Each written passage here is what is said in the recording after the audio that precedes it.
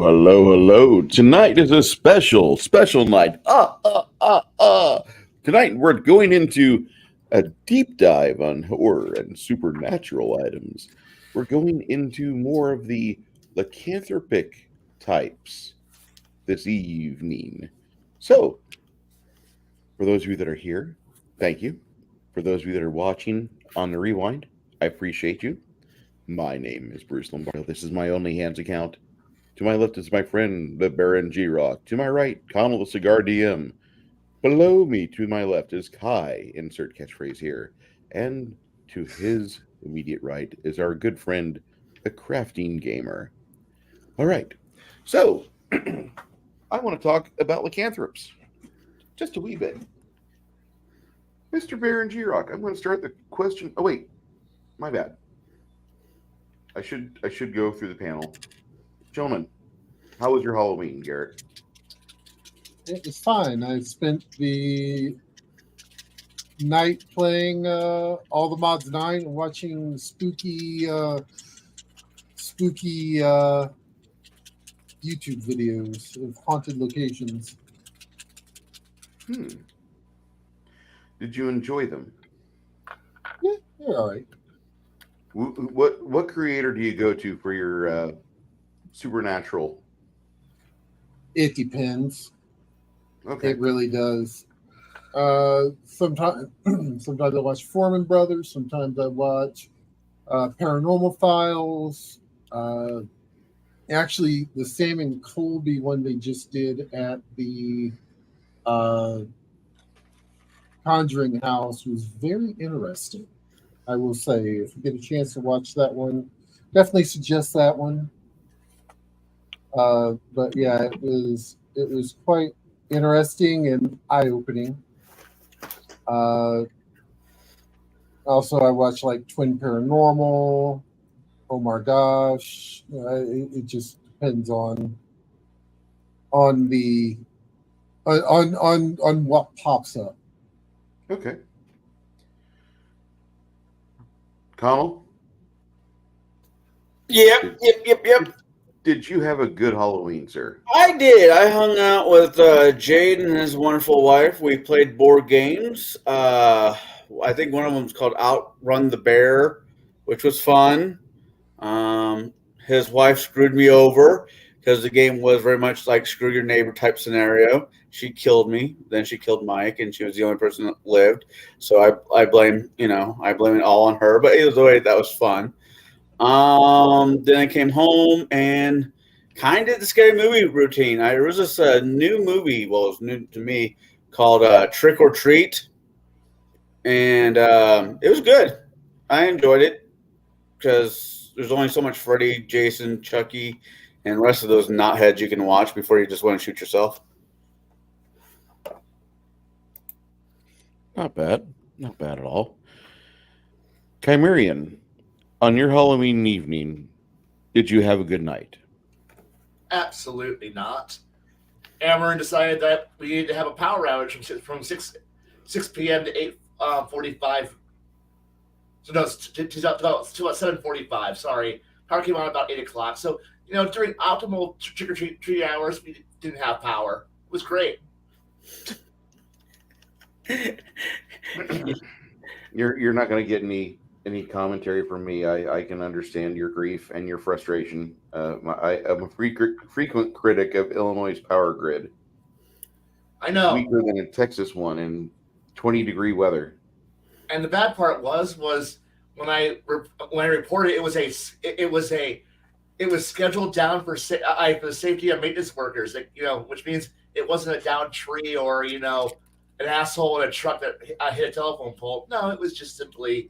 It just turned the power off at 6 p.m. When everybody's out. Mm-hmm. So yeah, I now have more candy than I can ever possibly eat because I don't want diabetes. I now have more hot chocolate than I can ever drink, and yeah. Wait, you're handing out chocolate hot cocoa? We were handing out bags of 1 bag of pretzels, 1 bag of candy, and 1 bag of hot chocolate. In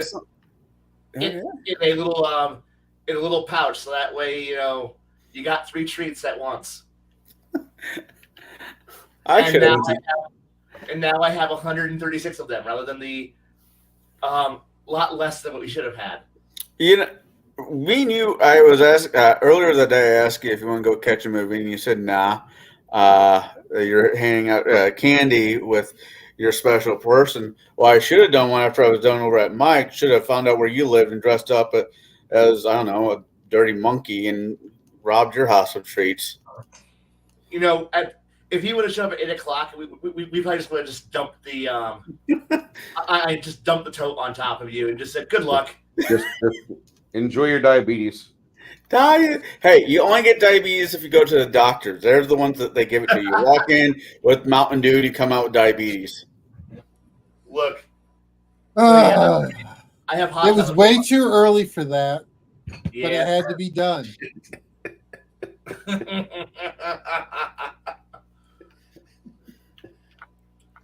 Jesus. Kyle. Last boss of the internet. That's what happened. Hello, Flady1. How are you tonight, sir? He says, evening all. Okay, so the Crafting Gamer. October 31st. How was your night, sir? I watched, after we got done streaming, I watched, as my yearly tradition, The Crow with Brandon Lee. That is a very fine movie and a very good movie to watch on Halloween. Sad for Brandon Lee still after 30 years. Yeah, almost 30 years of him being out. Actually,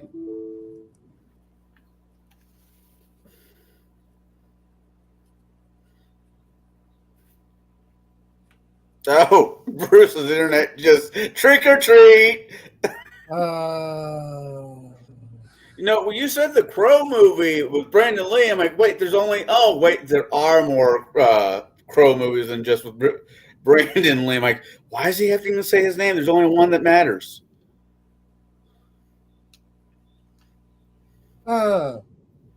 So that pretty much wraps all that up. So I believe let me find my thing here. Flady had a question he posed to us at the end. Yes, sir. Thank you. sorry about at that. the end of our show was how where did I put it? Maybe that one. Second.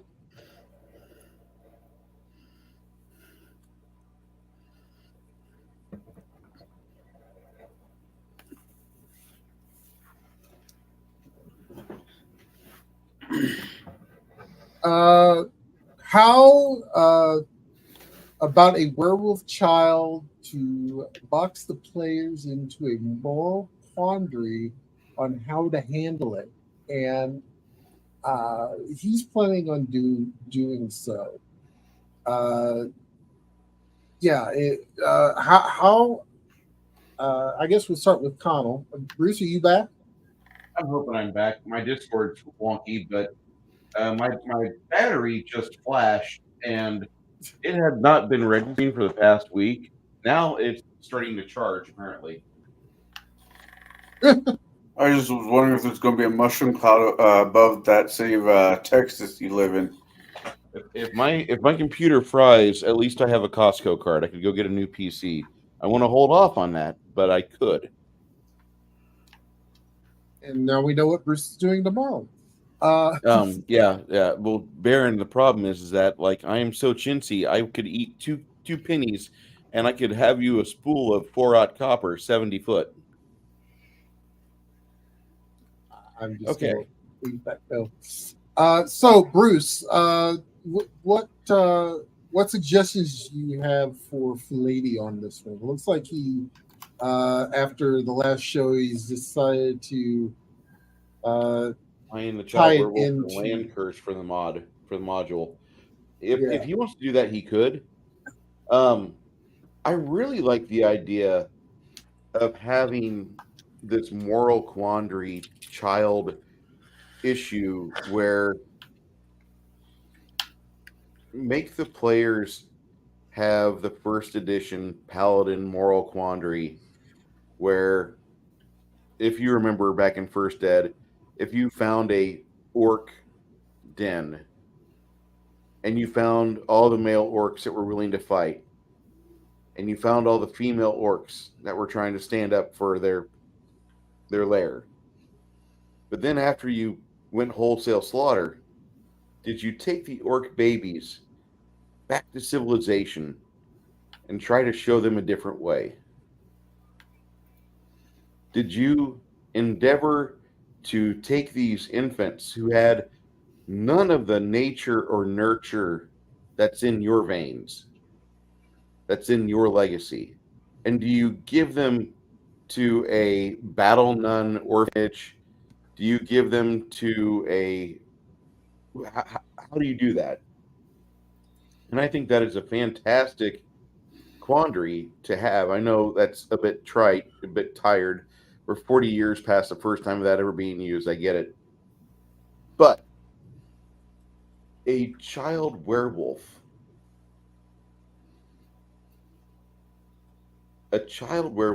given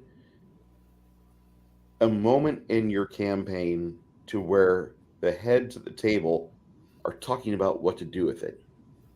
And how do we go forward from here? Because if we take this child home, there's a chance it could shapeshift on us that 1 or 3 nights in the orphanage or wherever we put her. She's going to have the change no matter what. If we kill the child, how will we be looked upon by our patron or our deity if we find a cure for lycanthropy later in our lives?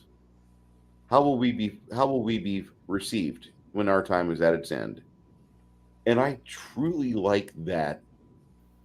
I'm willing to pursue that for a game. If it means that I've got 5 or 8 people sitting around and I'm having a McNeil Lair hour at the table and they're all screaming at each other, I've done my job. I did. Go ahead. Oh, and hey Hungar, how you doing, sir?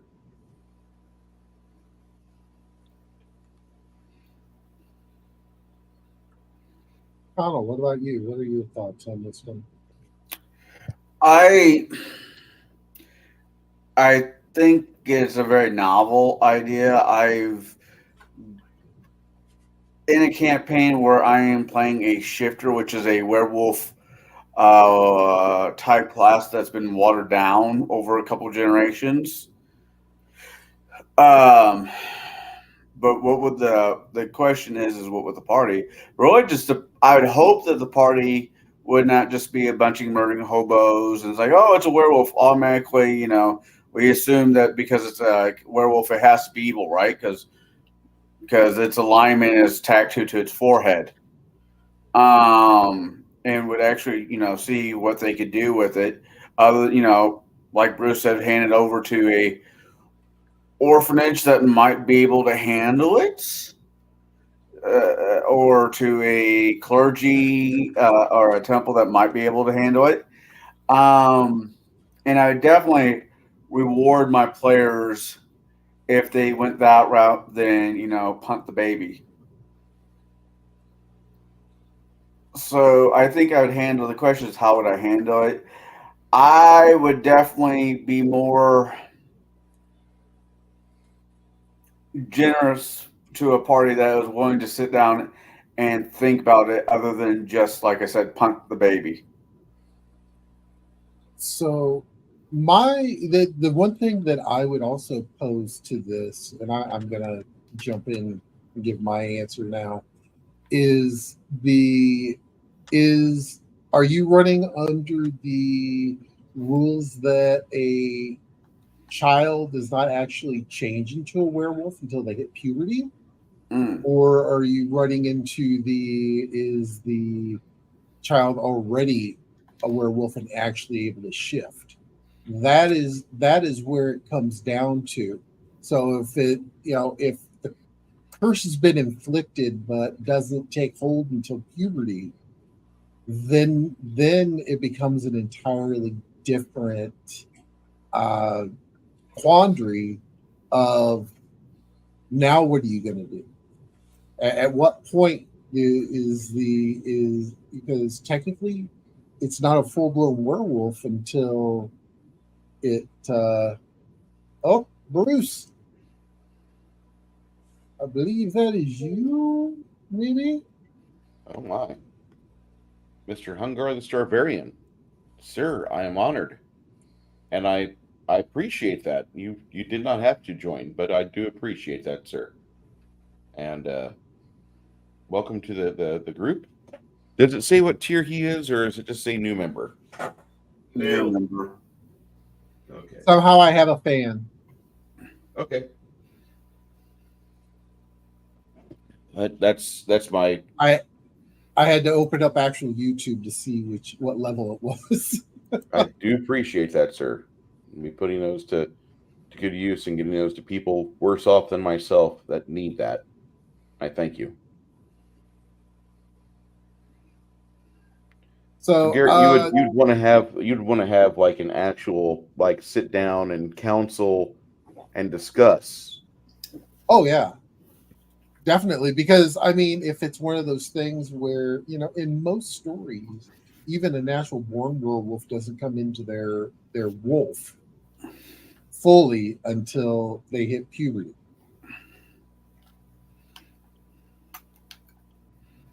I do what I want. That's what Hungar says. I do what I want. Thank you, sir. Hungar's good people. He is. Him and his brother both. And popping in a little bit here and there on James's during the middle of the day whenever I have bandwidth. It's great. All right, and Kai, what about you? What are your thoughts on this one? Honestly, if it was like the campaigns that I run, it wouldn't actually be much of a debate because of the fact that I really don't play with the lycanthropy virus in the way that most of you only get to change once a month for it's like because I honestly at that point if the party came upon a werechild it would literally just be we get it home back to its family or to others of its kind. That's literally what it. But that's because I do fully embrace the there is a difference between the infection virus, the like V virus, and then there's the different or you're born into it, and the two because there's a whole. I don't honestly, it wouldn't be much of a moral quandary. The moral quandary is literally, can we afford a detour? Yeah, we can afford a detour. Then we detour. Or, hey, is your family dead? Yeah, my whole pack's dead. Cool. Would you like to become a new apprentice? And now the party has a future werewolf child who will eventually become a werewolf who's loyal to the party. And they'll be like, yeah, we got a werelion or a werebear or a werebuffalo or something weird. Buffalo. Hey, this isn't the place to go into all the mythologies that I've stolen from to make my were creatures, but yes. So at that point they're all gonna be like going, which hold the little child who hasn't hit puberty yet and go, what kind of were are you? And they go, don't know yet, haven't had my first change yet. At which point they'll go, okay, put the child back down. Go track down somebody who's got moon silver. So we go, we're gonna make sure you're ready for your first change. And I think my party would just be more going, awesome, future were creature that's gonna be in our party. And you will be a good minion one day, child. And then go put the child in the NPC transport box. And then we'll count down the years until, first change. And at which point they go, oh, it's a were puppy. It's so adorable. Look, it's his first change. It's a wolf. Yeah, it's so tiny and cute. What are we going to do with it? Trade it. Go werewolf. Go kill them. Oh, it's only a little child. Oh, God's eating me. Yes. Yes, little Lunar. Eat them. Eat them all. Remember, go for the heart blood. Good boy. Good boy. I just got to ask real quick. Am I the only one that's having flashbacks to the first Friday the 13th with the mother, telling Jason what's going to happen? Don't worry. Mommy will take care of you. And That's right. Kai's over there. Go ahead, Kai. Oh no, you're completely right about this. It's entirely this just a moment of us going. It's like, oh, our little adopted child has become a werewolf. It's wonderful. It's eating him. It's eating only bad guys. The paladin trained him well. So the little werepuppy is going to devour them. Remember, eat its heart. Get the lifeblood. That way you can steal its form. Go, little Ludar child. Eat them. Eat them all. And that's the moral quandary we're gonna be in. Oh, my first thought when Kai mentioned that was the movie Barnyard, the final scene with the coyotes where the donkey's like, "Oh, don't worry, I got something special for you." Opens the box. Yes. And that fuzzball comes out and attacks it. That's right. I don't think I've ever seen that movie. I think I need to see Fuzzball or Furball, whatever the movie is. Oh, if you have not seen Barnyard, it is totally worth watching. It is Okay. nonsensical all the way through. I just There is a watched, little bit of a seriousness to it, but it's overall nonsensical. Matt Perry died during the middle of our D&D game on Saturday, which really sucked. So this week I caught up on some movies of his. One I really liked when I first saw it called Numb, which is a clinical look at depression and how to deal with it with really good humor. And then his other movie was a 1998 film that was released after Chris Farley's death, Almost Heroes. Oh yeah, where he was. Lewis and Clark, and they're going across trying to beat Lewis and Clark on their cross continental trip, which is kind of funny. I liked it. Always makes me think of Wagons East. No, with John Candy. Yeah. Not a bad show.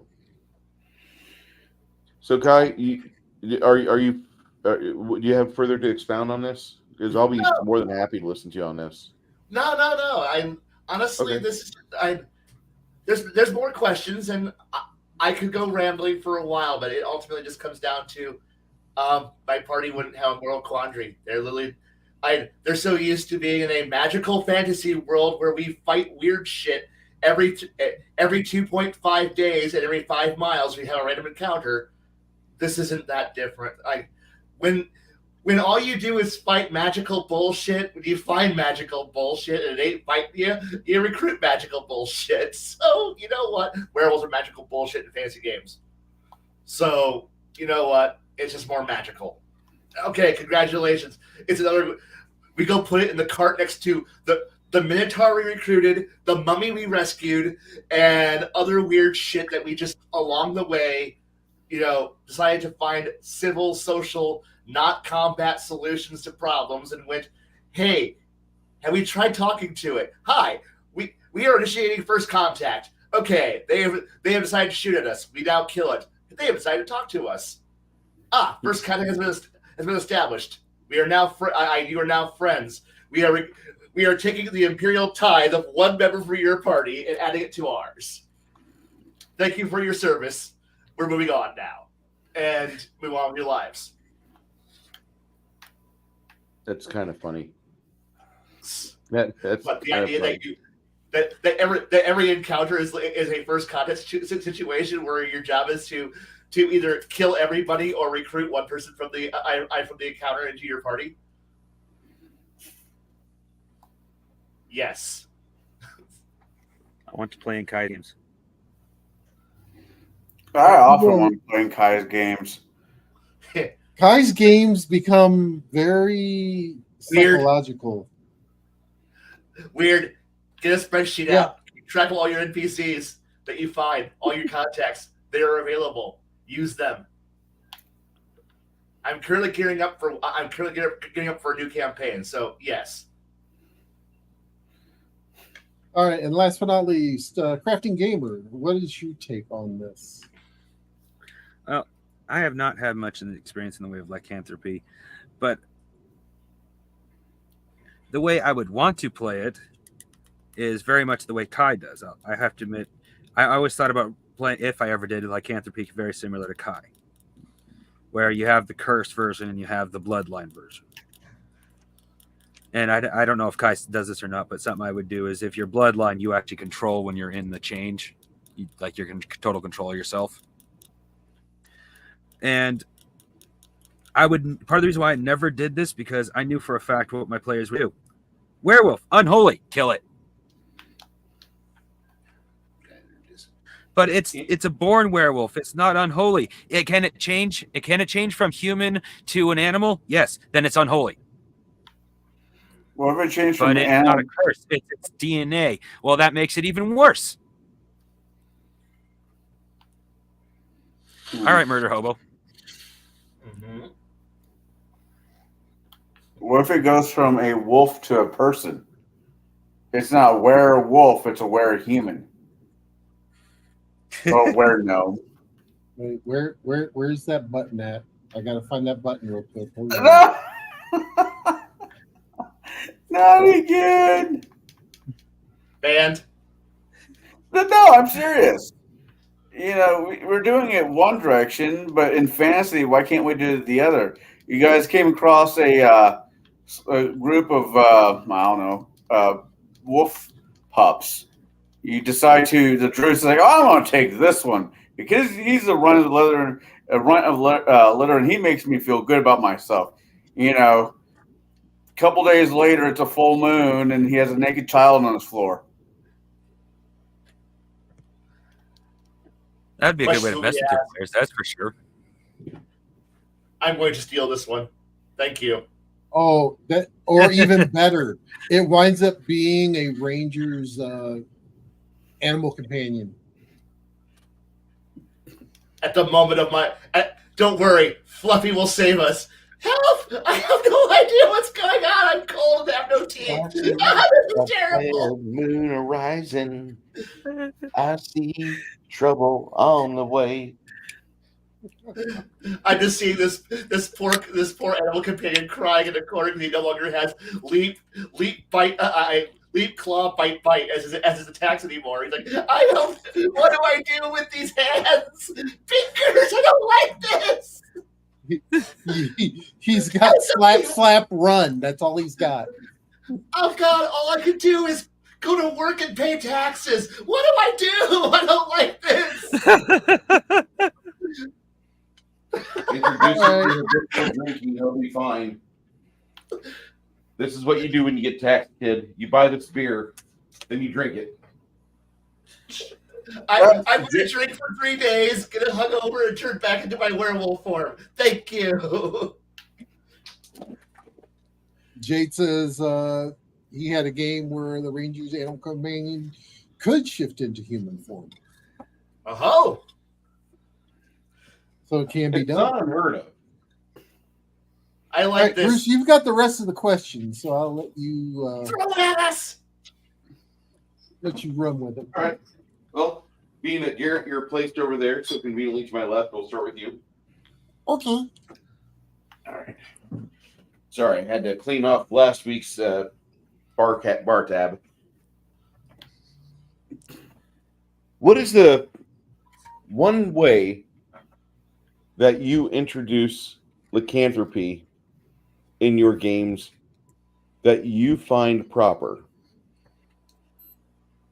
The only time that I've actually done that was with a group. I was running Pathfinder 2nd Edition, and the party wound up in the Fey realm.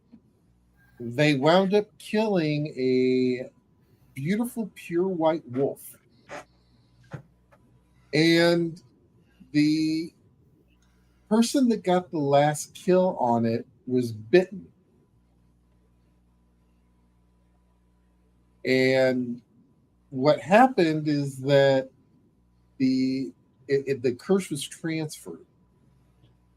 And no one realized it until they got to Nab's palace, and Nab happened to hand her a collar and goes, "By the way, you now belong to me," because it was one of the one of her protectors of the realm. So it was not only a you know the curse of the shift. It came with, oh, by the way, you're now property of the Fae. So that's always a nice way to be able, and it also gave me a lot of additional strings that I could pull. Of course, when they got there, there was a gentleman there who was in a duster and a hat and had a hockey stick, and him and the wizard got to talking and found out that what you don't have to speak to cast spells. What? And they had their own nice little conversation off to the side, and yeah, but yeah, that's typically how I brought it in before. It's not only a curse, but it is also comes with an indebtedness to the holder of said curse, which, like I said, can always be fun to help pull the strings of the party when needed. Okay. When you run your game, Garrett, do you find yourself shortcutting things, or do you linger with certain portions of your game? That way, you can explore things. How do you usually do it? Oh, it was about 2 or 3 sessions until she found out, because she started having the urge to run out in the woods. She also started to have the urge uh, to be very protective of the party. So anyone who came near, she would get really standoffish, and to the point where she would growl. Unbeknownst to her, she was doing this, and it finally got all put together once the collar was presented to her. It was a pretty pink collar with spikes, but Okay. it was still one of those things of, I mean, the party started to figure it out, but they weren't 100% sure until the reveal.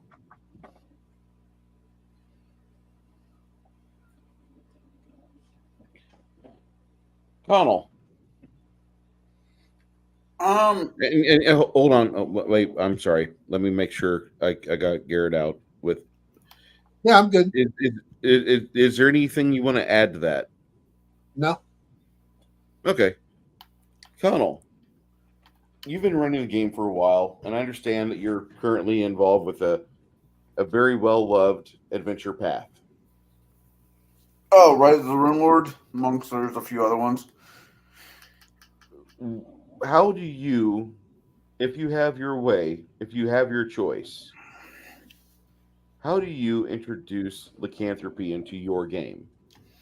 So I was running a homebrew instead of a module. Even with a module, it would, once again, it wouldn't be completely be early days, but be closer to earlier days. As of right now, the party I'm running could wipe out a pack of werewolves fairly easily. But if I did it like, I don't know, level 5 or 5 to 10, I would kind of, I hate to say it, but kind of take a page off the Harry Potter book with their werewolves, where they're known to kidnap kids. Wow, it just feels every time I do stuff like this, I'm always kidnapping somebody. But kidnap kids to turn them into werewolves, to bite them so they can like staff their pack. They could fix their numbers. Yeah, could fix their number. They kidnap kids, and they bite them, and then they will be taken off somewhere else deep into the woods and raised as werewolves to rebuild their pack. Would be how I'd introduce it. I'm not even 100% sure I'd make them outrightly bad guys. Just a shitty situation. Okay. Desperate is the word I'd use. What? Desperate is the word I'd use. Yeah, desperate. Yeah. Other than that, I don't really like if I introduce any kind of anything of the were breeds. I try not to just make them the main bad. I don't like that. So I will try to find a way to bring into my campaign, into my world, where there's more to it than some bastard just being cranky. That's reasonable. Before I proceed over to the crafting gamer, is there anything that you need to add to your answer there? No, that's about it. Okay. And whenever I ask that, if you're like Bruce, if you ask me this, I've got another 7 minutes in me. If you say that, I will take that as, oh, okay, well, let me follow up with this question that you just fed me. Yeah, no, short and sweet. Man, like his internet.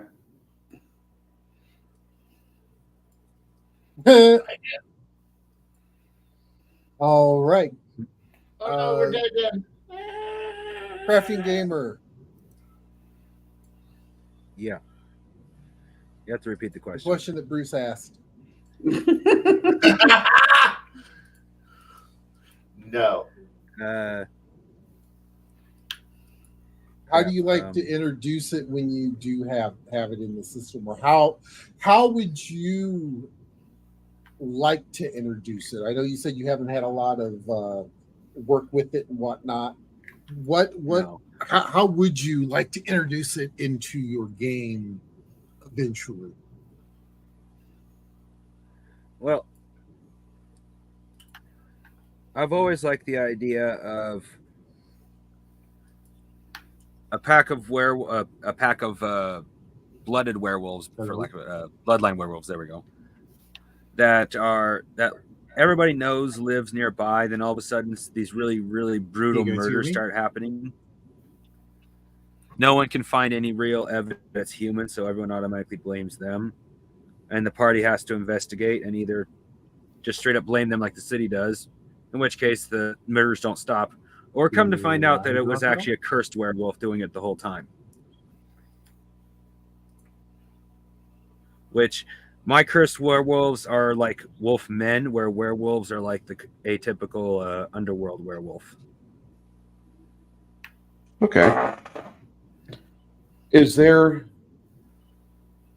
when you find yourself running with lycanthropy in the world, that your players have as a element in the campaign, do you find them trying to be objective and trying to navigate as per the story, or do you find them using the werewolf or the lycanthropy? Do you find that to be some sort of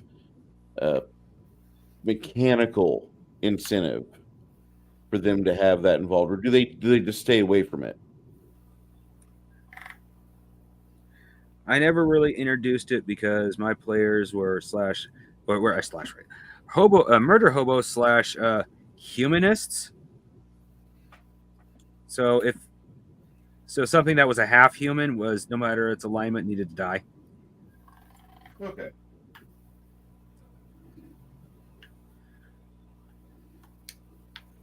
I like presenting moral questions when my players prefer just to rip everything's head off. Yeah. Good luck with that. Seriously. It's very hard.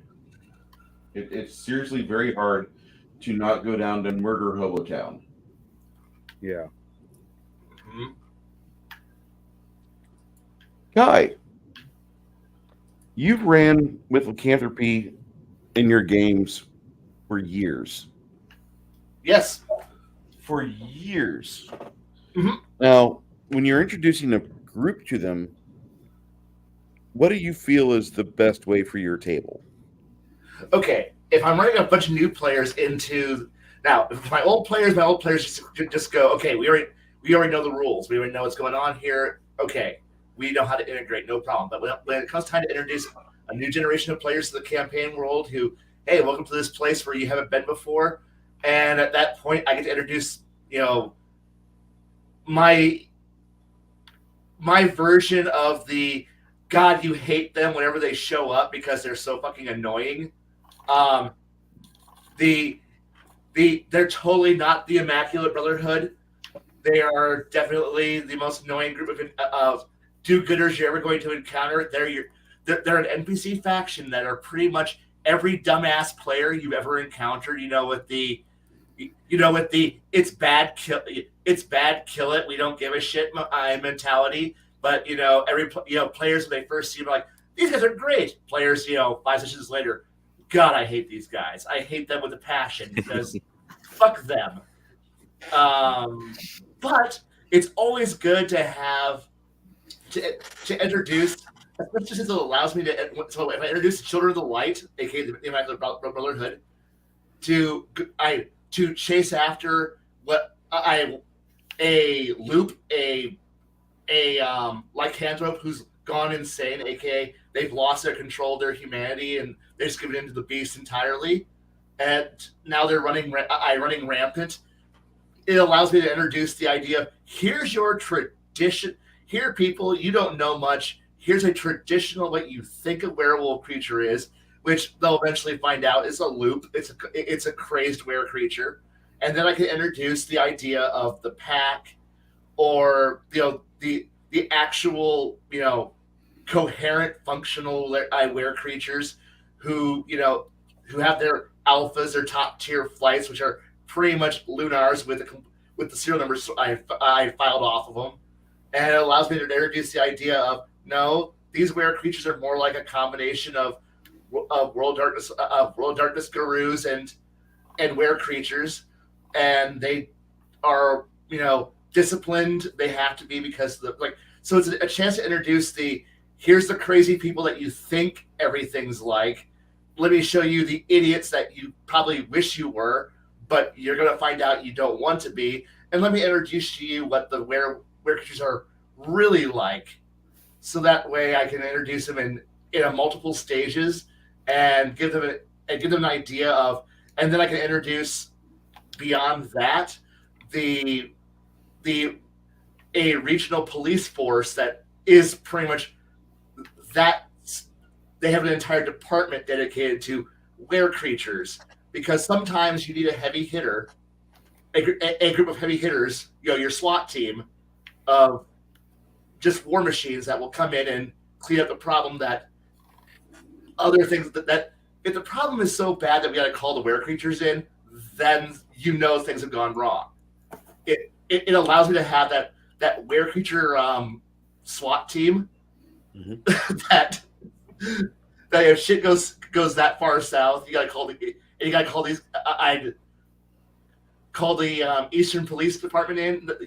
Shit's gone wrong, but it allows me to do it, and I run this similar encounter numerous times because periodically crazy people happen. People lose control.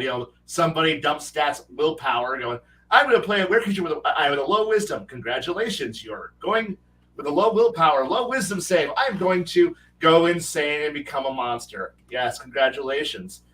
And it allows me to stagger it out in an interesting fashion to show you that, yeah, you can play one, but if you fuck up, you're going to go insane and you're going to become a monster and they're going to kill you. Do you really want to risk that chain of failed saves that get progressively worse on a spiraling down pit towards complete and total insanity when you lose control? And at which point most players go, I don't really want that. I go, congrats, you made the right choice. Let the were creatures stay NPCs. But if you really want that choice, well, I have this big book of Lunar / World of Darkness Square creatures that I've converted over, and you're going to go play a whole different tier of game than most other players. And everyone else, is that not fair to us? I'm like, fuckers, step up. There's a way for all of you to ascend to a better game style, to a better level of play. You just gotta step up and stop being peasants. But we're here. No, you're a player character class. You're not heroes. You gotta become heroes. I've got the tier. This guy stepped up. He's taking on problems to become awesome. You guys are just choosing the safe route. If you want to be bitches, you all can be peasants and play peasant classes. But if you want to be a hero, you want to be awesome, you gotta take some fucking risks, man. And lycanthropy is a risk. And at which point most players go, yeah, I'm pretty okay being tame and boring. And then I have the good players who step the fuck up and actually, be more interesting than a goddamn rock playing from a fucking player's handbook. Useless such shit.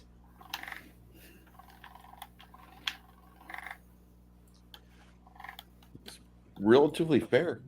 Appreciate that. Yeah, I don't believe in.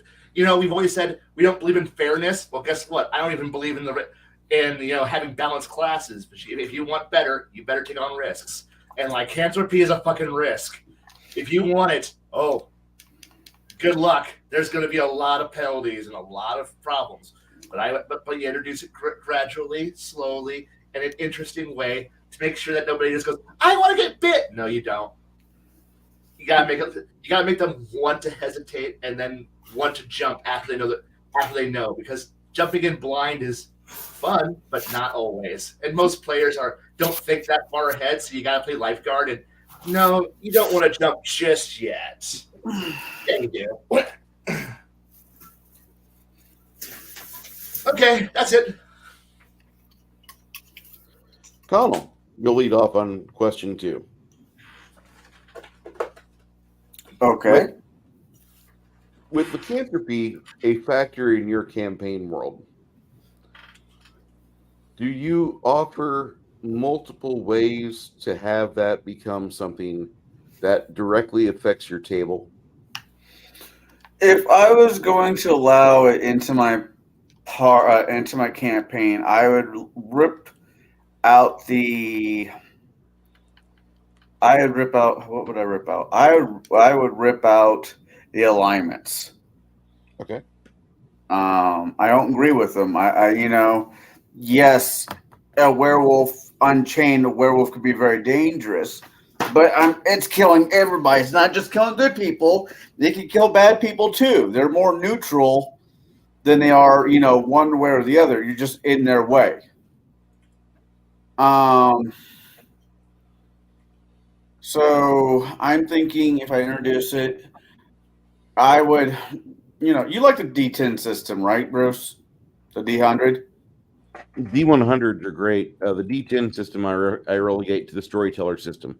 I mean the D100. I meant the D100. Yes. If I had a player come up and say, hey, I want to play a werewolf or a natural born were tiger, were bear, were buffalo, were goat, whatever, I would have them say, okay. I would say, okay, roll me a D100. Because with a D100, you have a slim chance, but there is always that chance that you are that one guy that might actually be, his parents didn't tell him that he's a natural born were something. I would let him choose what the were is. I wouldn't make him like a were sheep. That's just mean. Or would I? Anyways, but I would definitely have him roll off a D100 to see if he is where, and if he isn't, he isn't, and it's just a random. What was that? 1%, not 1%, a rare chance for it to work out the way he wants. That's how I do it. Because last thing I want is a table full of, hey, I want to be aware too. I'm like, no, this should be something special. Maybe I'd not even tell them. Maybe in the beginning of the game, I need everybody to roll me D100s. What did you roll? I rolled a 55, and so forth and so on. And write down a note to myself. On this particular day, he's going to shift. Where gerbil. That's good, Jade. And I think that's the way. That's how I bring it into the campaign. That's how I'd handle it. Honestly, I play Were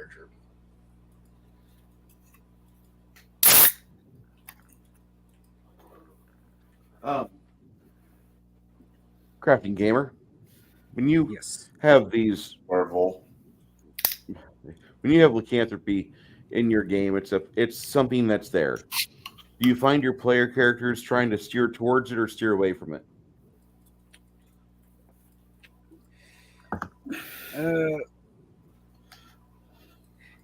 If they hear of it and it's a threat to people, let's go kill it. Doesn't matter what it is. So if they hear, oh, there's a werewolf in the area, well, we're going to go kill it. So without using much of it, I can honestly say if they would steer straight to it every chance they got, because if it's something to kill, they want to kill it.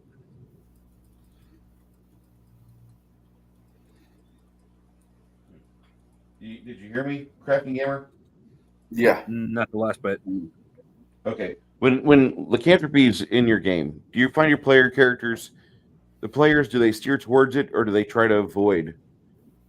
Oh yeah. Am I muted? No, No. Because I just answered. Because I thought I answered. I You didn't did. hear you. Oh. I'm sorry. Do Okay. you want me So to repeat with- my answer first? If you could, please. Well, as I never used it much because I'd prefer moral quandaries and my players were murder hobos. If I ever did, I can honestly say the moment they hear that there's a werewolf in the area, they'd be like, something to kill. Let's gang it. Okay. So they'd go What would straight you- straight for it. Sorry. How much? So if your players are like my players, where they see bad guy, they kill bad guy, they beg for initiative, let us get the kill and butcher time. If your characters like that, if your players do that a lot, do you have to do a lot of work with RP and with deception to get the players to where they have a character that recurs in game more than once or twice? Because a lot of Yes. times when my players hear a familiar voice that's helping them out, or they're established with this town, or they're doing something beneficial, but yet the party's always got their guard up. They're ready like Apollo Creed, ready to strike out first, and try to, smack down somebody. They're always ready for that. And so whenever I give them a recurring NPC, their shields go up right away. What do you do in order to help your players enjoy the game without walking around acting as if they are 3 inches away from a prostate exam and they didn't schedule this? What do you do in order to get them at ease? Generally, well, my characters were by the numbers, honestly, so unless they seen me pull out a spreadsheet for the character, they automatically assumed it wasn't combat based. Okay. Makes me think I probably should have had a few character sheets directly written out just to scare them, but if there was no character sheet, they knew they weren't going to go into combat, and that was about it. It was very metagamey no matter what I tried. Can I offer you something, just a piece of advice? Sure. Go to the Office Depot or whatever like store that is for your location, and go buy a stack, and I mean 6 inches high, of these 3x5 index cards. And just Jade knows what I'm doing here, and so does Kai. But just write the character's name and the description, and just use those in front of the players. Use those. I know you like Palladium, and there's a lot of shit to write down for that. But if you run Palladium for like 4 years, you pretty much know the chart that you need to hit the dexterity chart, the PS chart, how much extra damage you do in physical combat, etc. So if you can just do note cards and just have those out in front of you in the open. I don't know how your setup is, but you don't have to show the players that you've got a shield. In fact, my players trusted me more when I didn't have a shield. I didn't use a shield. I roll right in front of them.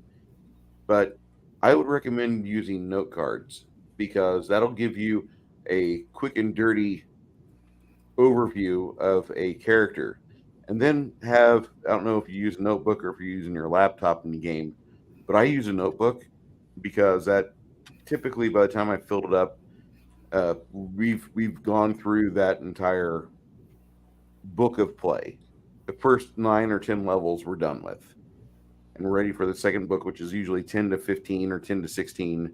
Then the third book is usually 16 on up, and this is the longest I've ran a campaign now, so I'm pretty happy about that. But I recommend those two styles of note taking because your players will lower their shields. If they see a bunch of books out in front of them, in front of you, and it's turned to various weapons and damage die and all the bad things, they're going to be ready for combat each and every day. Don't do that. That's just from me to you and to any other neophyte gamer. Note cards are your friend. Use them. Spiral bound notebook. It's your friend. Use it. Oh yeah. And I do both, honestly. That I have the very first incarnation of my game's character sheet in a notebook, and the index. And I was using index cards when I was doing the play test on TableBreakers. Ah, awesome. When this next question,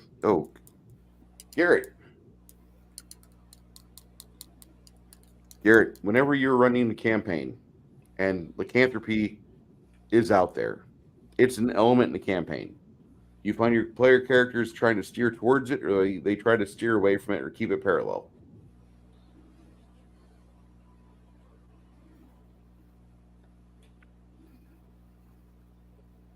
Typically, I like to spring it on him. To be honest, it's something that usually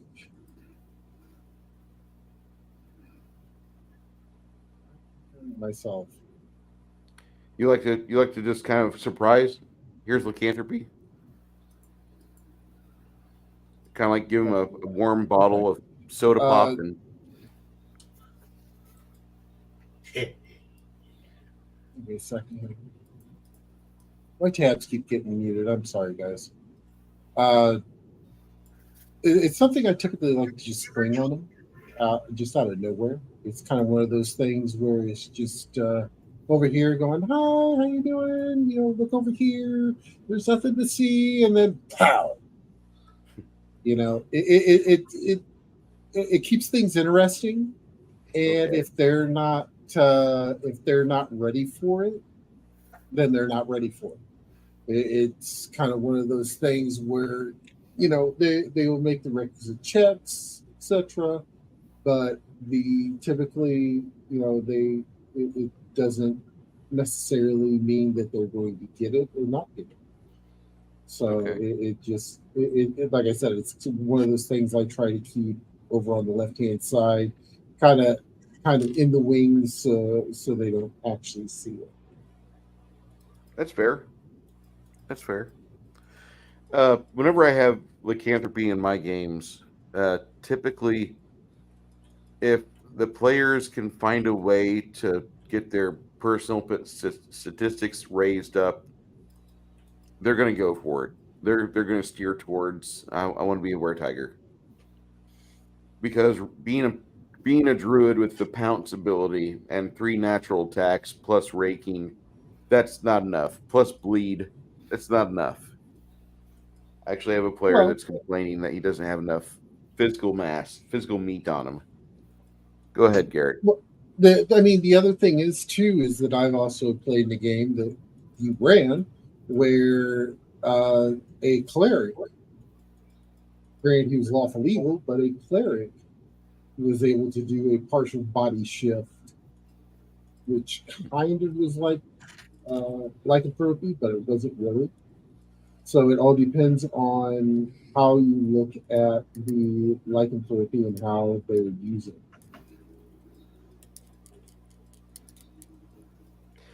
Do you find yourself, and this goes into my next question, so I guess I'm going to start this rotation with you on this. Garrett, whenever you have... What about Kai? Do we do Kai? Kai? Oh, my players? No, Yeah. they don't. They don't charge into lycanthropy very often. I mean, I guess when you present it as something that's, I mean, I don't really introduce it as until players start having the ability to have shape change already. I mean, with via magic or other things, so it isn't that much of a major difference. And the moment you start adding in weaknesses versus silver, problems like this, when you start throwing in other supernatural elements that they are like, oh, I got to take that into consideration too. And you mean I'm destined to be a consort to a more powerful creature? You mean Yes. And then suddenly, when they suddenly start weighing all, because I throw so many role playing benefits and penalties into it that are beyond stats, and the players kind of look at it and go, "No, I really don't want to be I really don't want to be a were creature." There's a lot of especially when you start introducing ideas of congratulations, you're now a were creature. You receive a summon from the local pack master saying you have 10 days to present yourself or we kill you. And suddenly they're like, wait, what? I'm a were creature. I can just do what I want. No. The local pack goes, no, our job is to ensure that we don't have mad loops running around. We don't want insane lycanthropy. But and then when they when the local beast lord shows up and says, why didn't you show up when I told you to show up?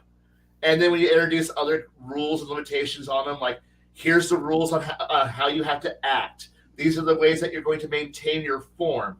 You are not going to do things that harm the pack, because like remember, the were pack, the were pack trumps everything else above everything. But I'm an adventurer, yes, and when you travel into a new pact, you have to present yourself to the local beast lord to make sure that they know that you're operating in their territory.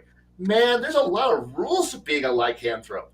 I know, but these are how we maintain things. And then when you have someone go, oh yes, and you're also a creature who is, gets a lot of your powers from, the divine creature that is the moon. You know that, right? Oh yeah. So you also got to pay and you throw bureaucracy at these people. Suddenly they go, I don't want this anymore. I go, oh, good call. You didn't want this. And so yeah, I defeat my players by throwing bureaucracy at them. I still play werewolf in your campaign. Hey, if you want it, I will happily throw everything and then go, here's all your role playing limitations to play this specialization, this racial specialization that gives you so many cool bonuses. But remember, there's a lot of people who are gunning for you just for you being who you are. And just keep your eye out for the children of the light who are sitting here going, you are an anathema. We want you dead. Why? Because you stole your powers from the moon. You're wrong. No, our scriptures say yes. Ah, shit. And have a lot of these problems running around. And I like this. So yes, if you want to play a were creature, I'm not going to stop you, but you're not going to come out of the box being the most awesome thing in the entire universe. No, you got to work up to being awesome. But you're still awesome. But you're not. But you are. So, Sorry. But yeah, I defeat my players through bureaucracy. Because my players run away from bureaucracy so hard. My werewolf will have immune to rock that it'll speak in a Jamaican accent from Futurama. Ah! You are technically correct. The best kind of correct. His name will be Hermes. Hey, congratulations! Welcome to the celestial bureaucracy. You'll be assigned your solar companion soon. Remember, they're in charge, not you. And everything will be fine. And don't worry about that. Like I said, but most players run away from bureaucracy, and I'm happy with that. Garrett, question 3. Okay. My question for you is this, and it's fairly simple. Werewolves are part of an order in many games. Do you find yourself open to having children or adults with lycanthropy in a world that also has some limitations based by the machinations of the Fae? Do you find the Fae getting involved with your campaign the more that you're playing in it? Oh yeah, I typically love the Fae, and that's one thing that I love to bring into it because it is. And Kyle's sitting there going, no, no, no, no, yes, yes, yes, yes. 9999. It's so much 9, it's almost 10. Okay, but still, they typically. The way that a lot of it the way that I put it is that the Fae are part of the lycanthropy. So all the wares fall under the domain of the Fae. Yes, they have their own packs. The packs have their own orders and everything else, but they ultimately report to either the summer or the winter Fae. There are a few outliers that would, I would say, some of the avians, would go to kind of like the mid party or the undeclared, I guess is the best way to put it, which fall under the domain of the puck. So he is kind of the third kingdom within the Fae itself. He is kind of the champion of the undeclared. So he is the one that they would fall back on to for orders, rules, etc. Now, that being said, a lot of times the Fae do get directly involved because they're their foot soldiers. They are their assassins. They're because they're able to blend in a lot better with the humans due to the fact of the human guides that they have. So they're able to go in, take care of whatever needs to be taken care of, come back out, no worse for wear. Pun intended. Pun taken. Pun taken. Connell, with your world allowing lycanthropy and the children in the middle of the night, do you find that your campaign also could lead to the Fae? And the reason why I'm asking about the Fae is that there's a lot of curses that come with the Fae. So, yes. I get kind of. I know where Baron G Rock is getting a lot of his Fae. The courts. I'm not saying I don't know. Well, I'm not saying I know all his thought processing on it, but I tend to want to know the root source of where he gets some, not all, but some of the information for his ideas from. Comes in a book about that thick to that thick, based up in Chicago. It's a wonderful series. I recommend everybody to read it Oh, at least 5 times. there, that's one part of it. The second part, I'll tell you. The second part actually comes from another book series called Bubba the Monster Hunter. Oh, with the well, okay. It is not attached to the Monster Hunter International. It's a completely different series, and he actually works for the Catholic Church in the southern part of the U.S., taking care of things. And one of the things that he comes across is the puck, and that's where the Third Kingdom comes from. With Thank that, you, one William Shakespeare, for bringing midnight, or whatever, Midsummer Dream. Yeah, yeah. It depends on where I'm. It depends on what I have in mind for the story as a whole. But sometimes fate do come part of it. Maybe the group are walking through a forest and they mess up a mound or something that would hold some kind of connection to the Fae, and that's shenanigans will come from there. Or you have a religious leader who has enough juice to put a curse on somebody in a party and they become a Lugaroo. I will go that route from time to time.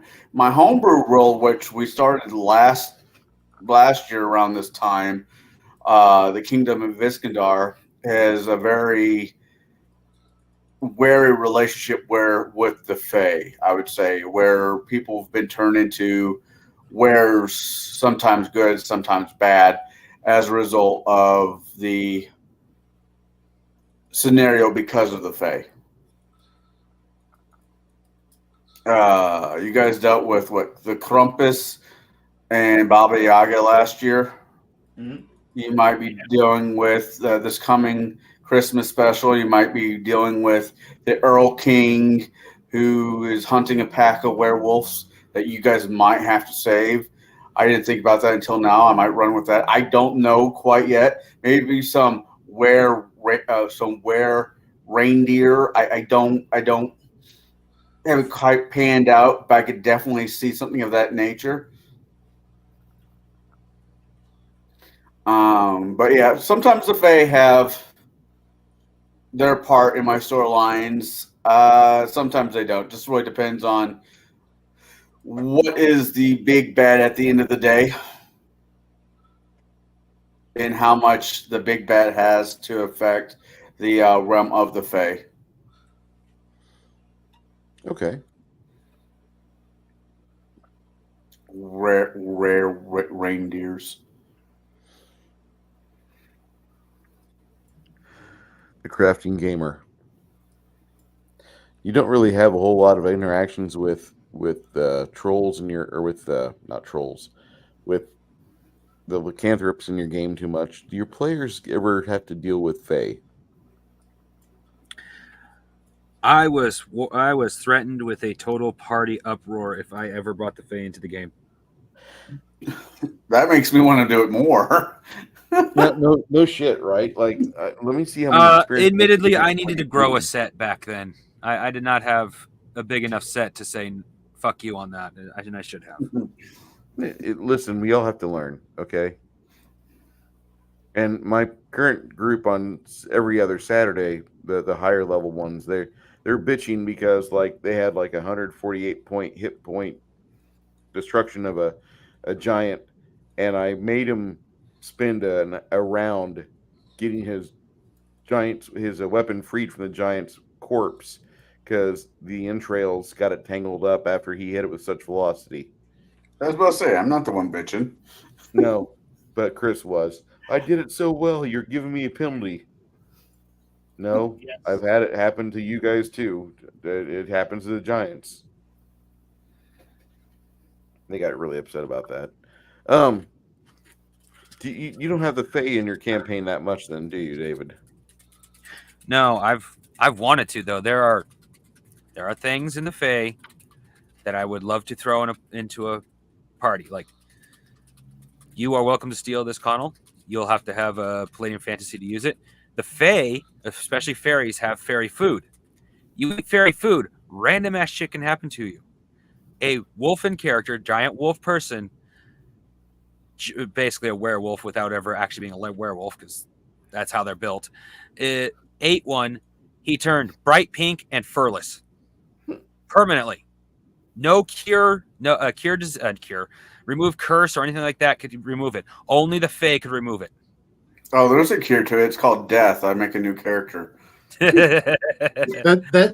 That's like, in a game my wife was in, she threatened to find a Nair bottle the size Wookiee size for the Wookiee in her Star Wars game.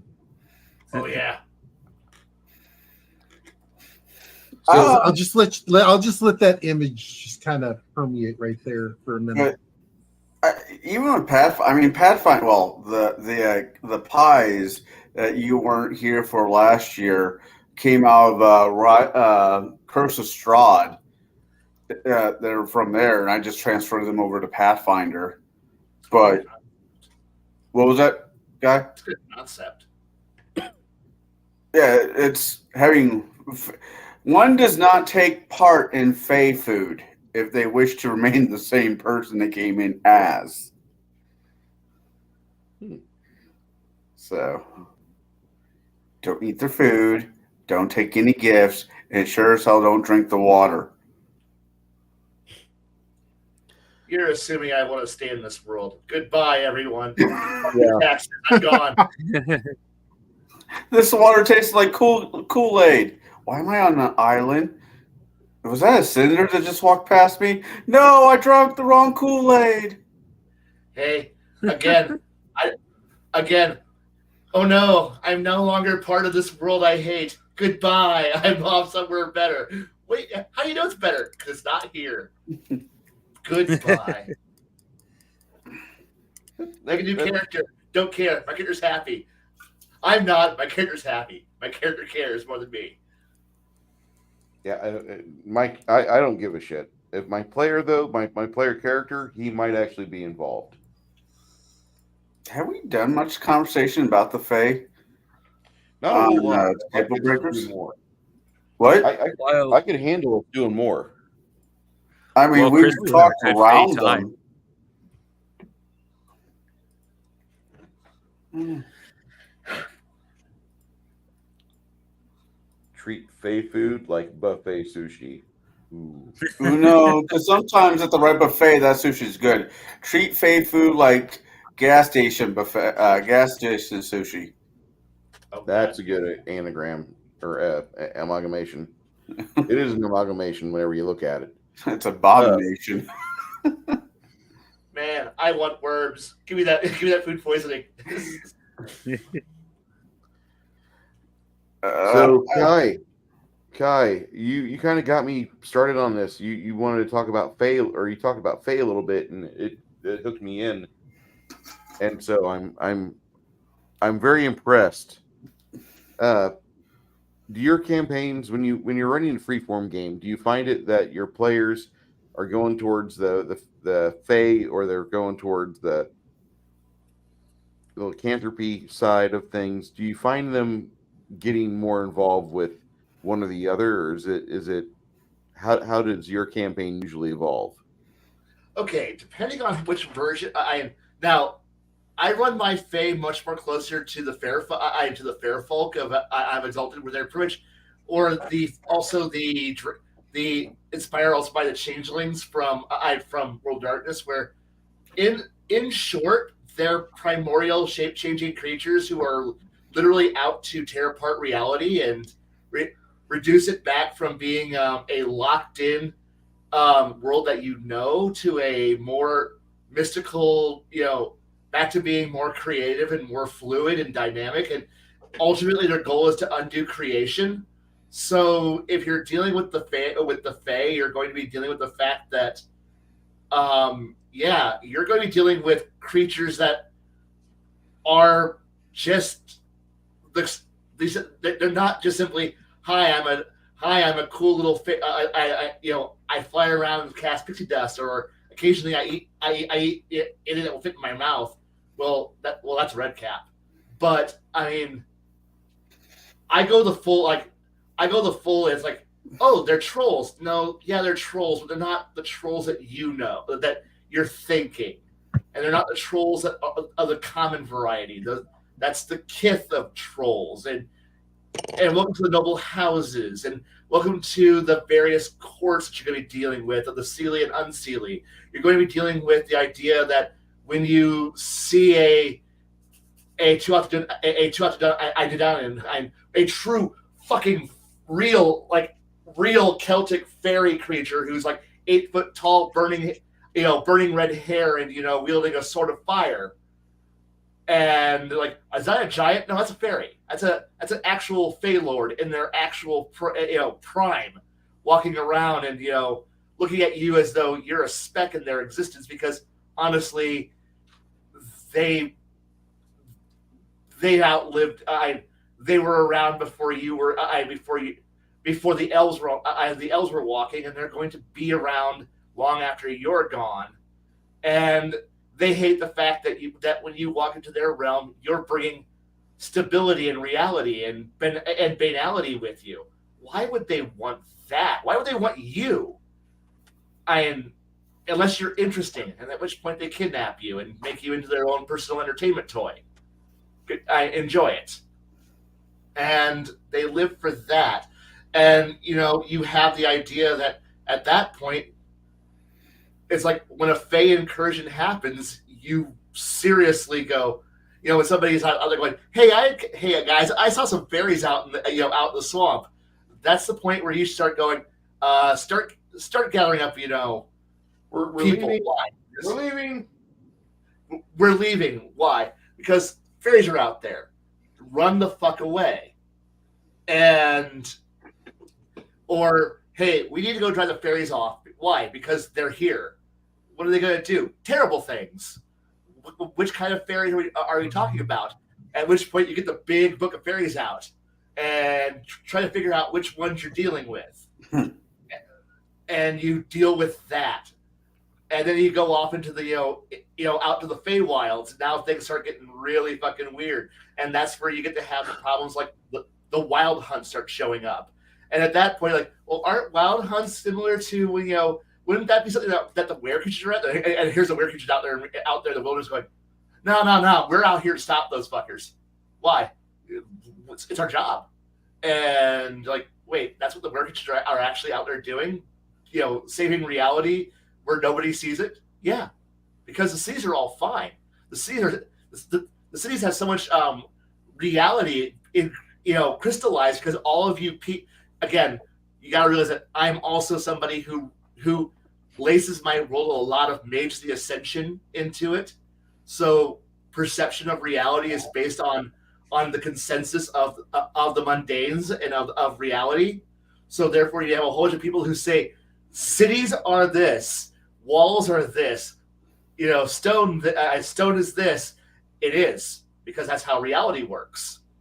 And then you have fairy creatures who literally are the stuff of dreams and imagination and creation and possibility, who are sitting here pulling at the threads of reality and making you question every time that you do a magical wonder, cast a spell, defy physics, defy the definitions of reality. You're just slowly helping undo the thread, the fabric that makes reality stable.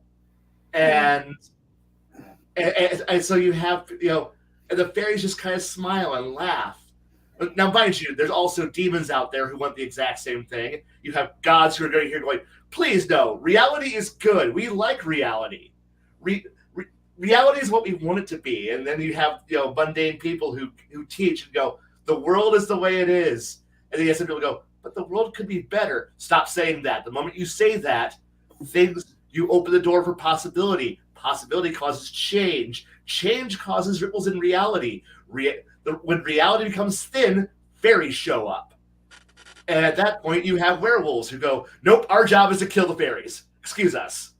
why do you get to go fight the fairies? Because we're shape changers. We can adapt our bodies to the changing reality of the Feywilds.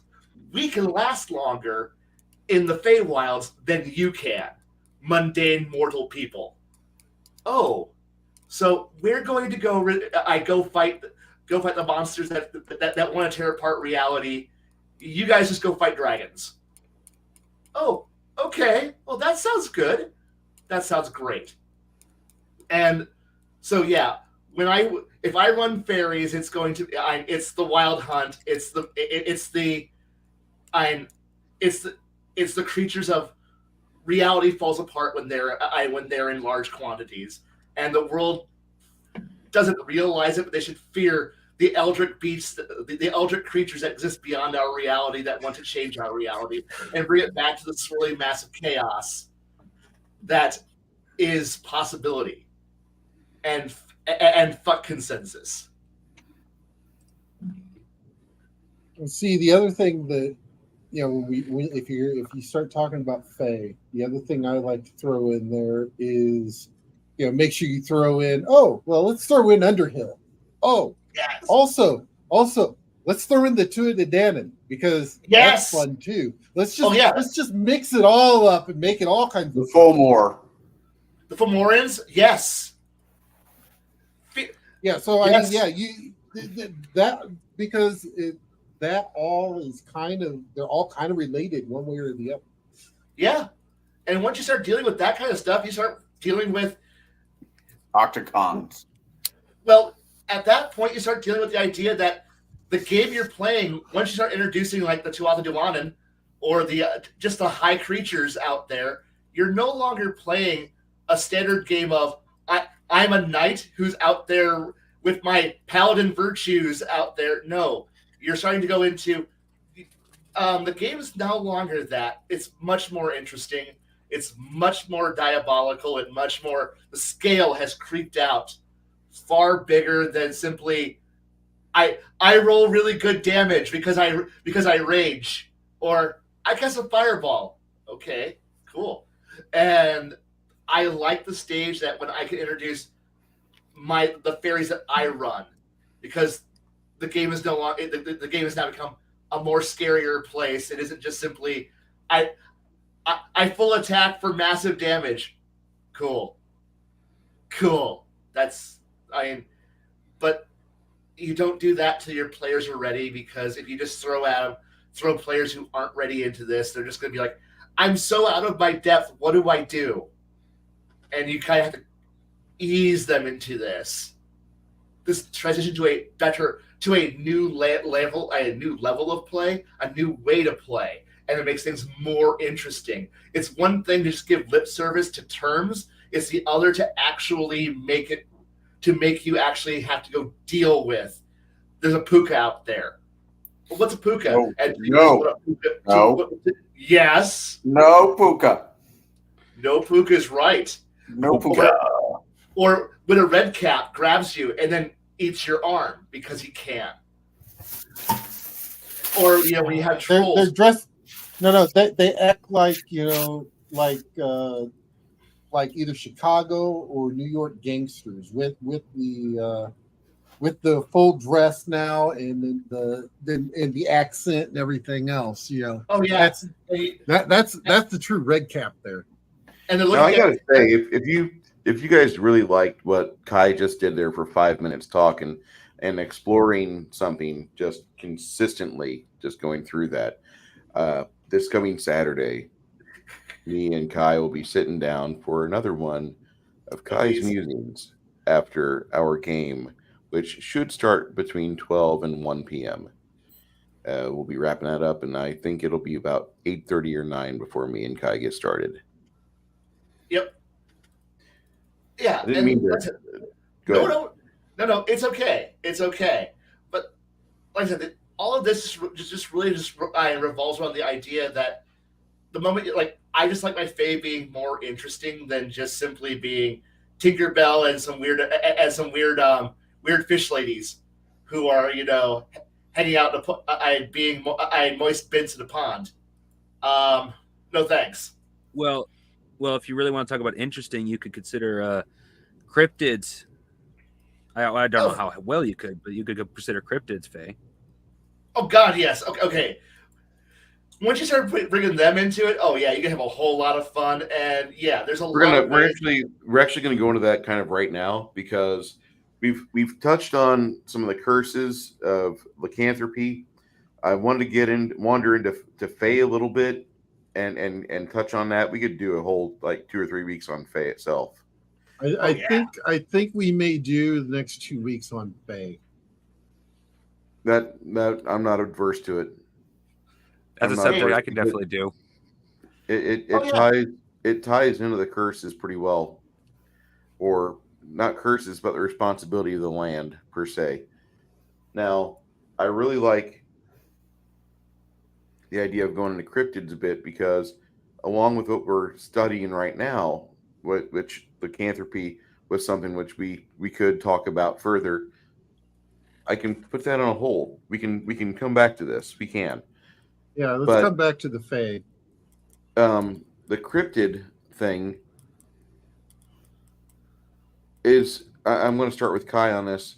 Kai, would you have cryptids involved in your game as a subsect or subgrouping from Fae, or would you have them as what grouping would you have the cryptids in?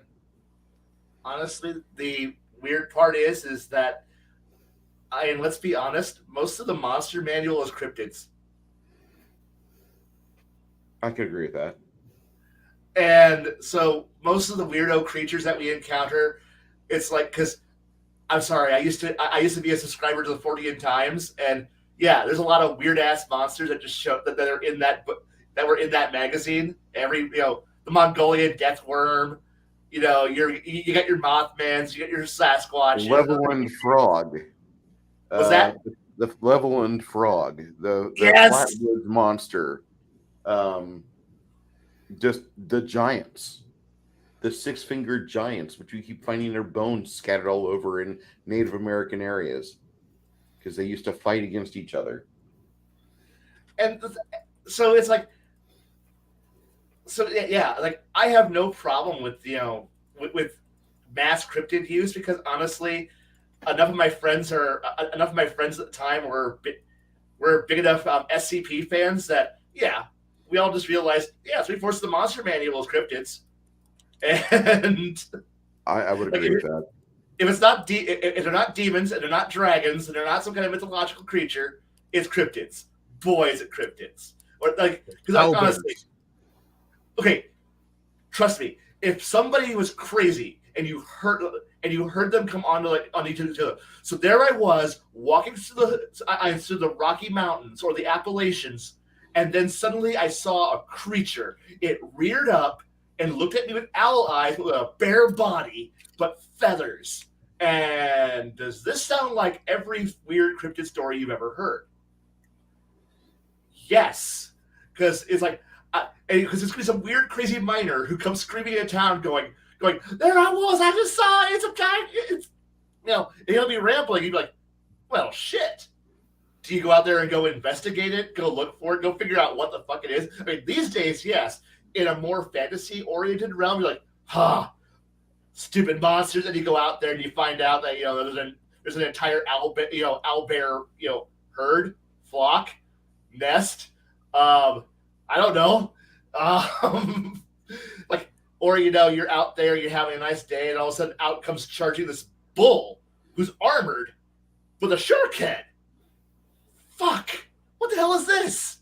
What the hell is that? Why is it? Oh God, it's huge. It's the Bulletta. This is legitimately what we deal with in our home. When you open up the book, this is what we're dealing with. So I don't use cryptids. Fuck, cryptids are what you use when you want to actually hell.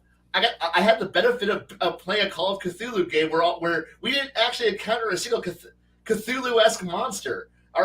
Everything that we encountered were literally just urban legend cryptids, and we were like, "Holy shit!" Because when one guy, you're like, I can quote you every single freaking monster and their stats that are from the Cthulhu mythos. And the GM is just like, well, I'm just going to go. Well, I'm just going to open up the 40 times. I'm going to go turn on Coast to Coast AM and just write down what people see. And that's what we encountered. And holy shit, we were caught off guard because we weren't used to this. And now we were fighting weird ass alien cryptids. Cool. So yeah, I don't know if that answered your question, but yeah. Well, I fed Connell a question in Discord, but I don't think he caught it. Oh, sorry. I put my phone to the side. Yeah. We were. I was paying attention to you guys. I'm sorry. It's okay. There's a first time for everything. What? I know, right? Okay, I got your questions. I got some questions. We got some questions. Go feed those to me in Discord, and I'll ask that on the next round because I want to go around on while we're talking about curses, and lycanthropy. There's some Native Americans that feel that the Wendigo or the hairy man or the skunk ape or Sasquatch, whatever you may call it, or dog man, those things are curses that are levied upon the land from various other people. I'm going to go around the table real quick. I start with Kai, and I'll get to you in just a second. Crafting Gamer, have you thought or have you put cryptids, and when I say cryptids, I'm talking about everything from just like lizard folk, lizard men, because if you look at Skateboard Swamp in South Carolina, there's a lot of lizard men there. If you go to just the Bigfoot stuff, there's 7 varieties of Bigfoot in North American continent alone. Okay, not including the Yeti, not including the Yeti, which is over in Tibet. But do you involve any of that? Do you involve any of that myth or folklore in your game? Yes, I love doing that. In fact, is that because your players are kind of like, we need a monster to hunt, and you're Kolchak, or what? What's the reason for that? Yeah, that pretty much, that's pretty much it. They need a monster. I really got the players good one time when they had a prized cattle, and they got beset by the Chupacabra. Chupacabra. I can't even say it now. Thank you. Chupacabra. Chupa thingy. Yeah, Chupa thingy. Chalupa thingy. Yeah. Oh yeah. It's wait, Skeezelbutt. that's a cannibalism. He's got a 76 for an arm and Patrick Duffy for a leg. Rick, what did I tell you about making up shit? Yeah, that was on South Park. Oh no, I was quoting I Red vs. Blue. So oh God, back when they were good. Yep, the Chupa thingy. So you don't mind using those then, do you, Crafting Gamer? Oh, not at all. I mean, sometimes they can be fun because of how, if you actually pay attention to the mythos, how hard it is to catch them. They can fluster parties to the point that they will give up. That is the only time I have ever had my bloodthirsty players ever give up, was after the Chupacabra, because no matter what they did, they could not catch it. And that's not even me being fudging the dice. That's just me going off the mythos.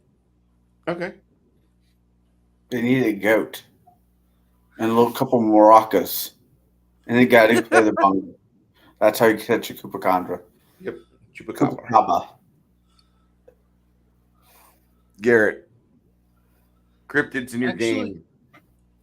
Actually, we did a World of Darkness game once within the World of Sanctuary, which was a sci-fi TV series.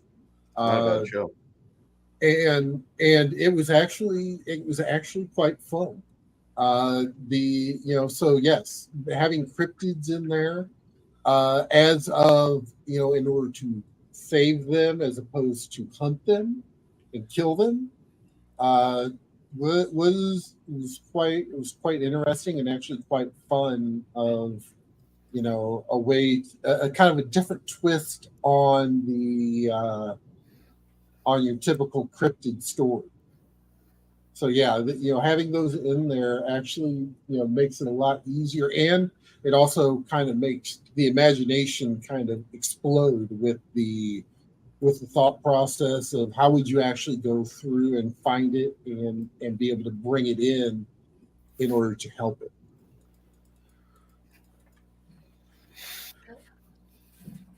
Connell, with cryptids in your campaign, would you go for it or not? Yeah, I would. Especially with kids. If I'm running a campaign for kids, I'd probably do a variation of Harry and the Hendersons, or maybe a Loch Ness monster game where they're either trying to protect it or trying to find it. Some variation of that. With grown-ups, maybe do a kind of a Call of Cthulhu type game, but using the Mothman. Okay. Murder mystery using the Jersey Devil. Yeah, I could definitely see a few of them. I could definitely mess around with and come up with something. But I think it would be. I think I would have a lot of fun doing a Henry and the Henderson type, or River Shoulders if you're a Dresden fan, for a bunch of kids. I think I'd probably get more enjoyment out of that than the other ones. Well, in that case, if you're gonna do it for kids, you could always go a Goofy movie style. Oh God! All. If you ever game for kids, they all turn into the Goofy movie or the Holy Grail by a Monty Python Or Scooby Doo. or Scooby. Yeah, but that's cool though, because in gaming or DMing for kids, especially using the Fae or this stuff, it just makes them think about stuff a little bit outside the normal box that they keep their minds are. There's the ninja. Depends on what's popular. When I was popular, it was what He-Man, Thundercats, Ninja Turtles, GI Joe, a handful of other stuff. You always remind me of the guy that you got into Power Rangers, and then you realized that the kids that were on Power Rangers were sucky. So you were like, okay, what's cool before I started watching TV? Oh, Ninja Turtles. Oh, GI Joe. Oh, He-Man. And that's your demographic should be all about Power Rangers, and you're completely against it. Well, I mean, come on. When you grew up, you had real monsters. Come on. Grew up in the 80s. I had the He-Man, Thundercats, and all of them. It wasn't until I was in my teens, or early, I don't know, maybe not my teens, but not before my teens, Power Rangers and all that crap came out. I grew up watching the old solid cartoons. Batman, the animated series, X-Men, that's early 90s. Oh, I feel old now. Yeah, wow. I'm sorry, dude. I'm completely sorry. If I would have grown up staring at Kimberly Hart, I would have. As a kid, it wasn't her that did anything for me. It was Jennifer Shue in Karate Kid. Elizabeth. I thought you were going to say it was Billy, and I was like, whoa, there's too much information. Better Billy than Johnny Lawrence. I don't want to hear Connell saying I fantasize about his long golden locks. Okay. Strike first, strike no mercy. Strike first, strike hard, no mercy. So, Connell, werewolves. Yeah. Introducing lycanthropy at the table, whereas, no, you're becoming a lycanthrope. What would you do to your players in order to get lycanthropy started as a game element? And I mean, you have lycanthropy. I mean, outside of somebody in the party licking water or drinking water out of a full wolf's footprint or being bait or cursed. There was magical items. I would induce magical items, maybe a belt with wolf fur around it, or a ring, or an amulet that has the ability that they just don't know. I mean, they find a ring in a pile of treasure because that's where you find all your rings and all your belts and all your boots and all that stuff, and a great big pile of treasure because that's where your bad guys keep it in a great big pile. They don't have Kai in their world where they keep in smart places like the banks or chests, or not in the middle of the floor where everybody can see it. Ooh, look, that's their treasure over there because it's in a great big pile on the floor. You missed you're the. not using- Sorry. Wealth you're not using is useless wealth. You gotta put that wealth to use. You gotta make more money for you. Right. You missed the meme I put in the Discord for Kai, didn't you? No, I didn't catch it. But no, it's like they find one of them finds a ring, and because for whatever reason they decide to put it on because they're an idiot. Well, guess what? That ring doesn't come off. Huh?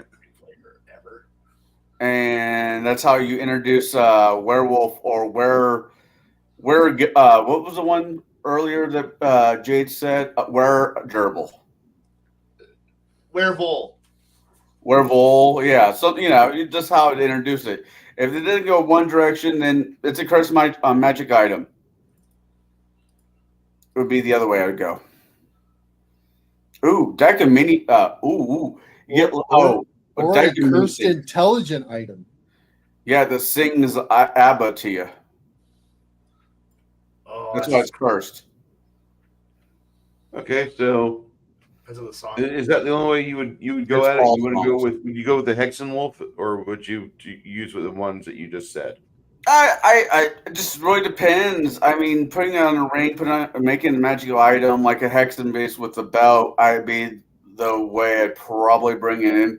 If I didn't want to do the D100 system, what I brought up earlier, or one of them was natural born, or one of them got bit during a fight. Okay. Have you ever thought about like having the characters witness something, and just witnessing that willingly starts to change them? I didn't get that, so I didn't get that. But just re-ask that question, please. What if you had an opportunity to have your player characters witness something? They witness something, and the willing act of partaking as a bystander starts to change them. They're willingly failing their saving throw. I haven't had it happen, but I'm not opposed to it. It's like, what if they break into a room? Can I interest you in a way to do it that will cause laughter and then tears? Go for it. There's an old Mystery Science Theater 3000 episode. Oh no! Werewolf. Tusk! Possibly the most beautiful woman ever to appear in an MST3K movie is in the Werewolf movie, but she is the worst actress you will ever see as long as you live. And there will be many poor actresses. This one here, she gets so much cake. She is the cake winner. Okay.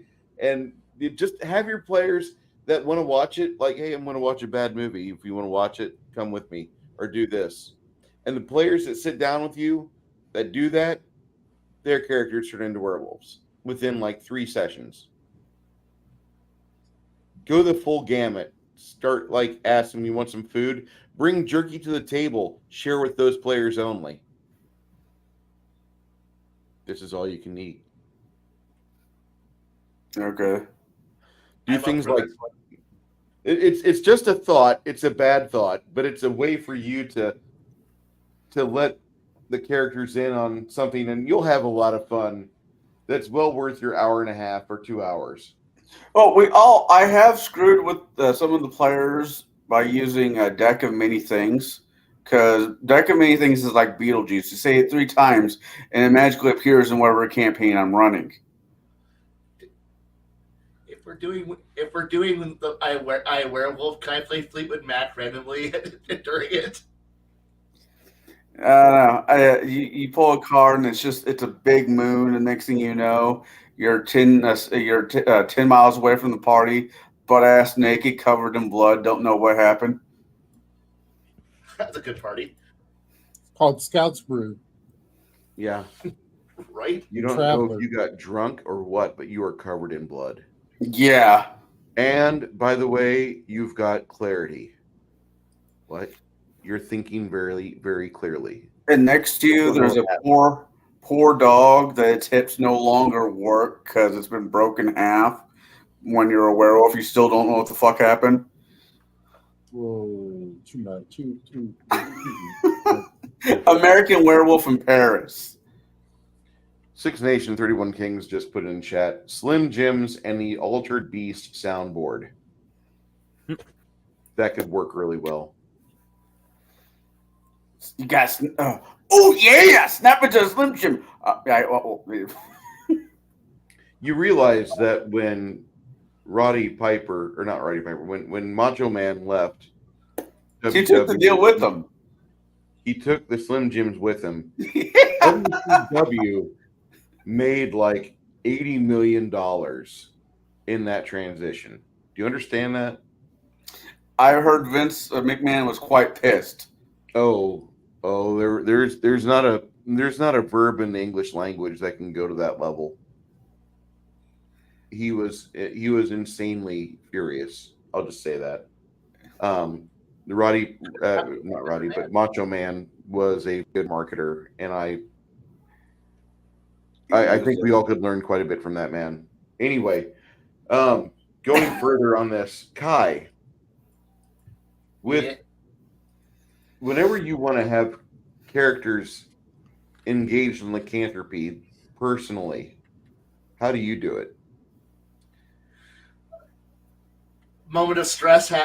Because honestly, because I run with the genetics thing, and most people don't. Most people, some parent, your parents might have decided to hide from the fact that you're one, and you're having a nice, happy day.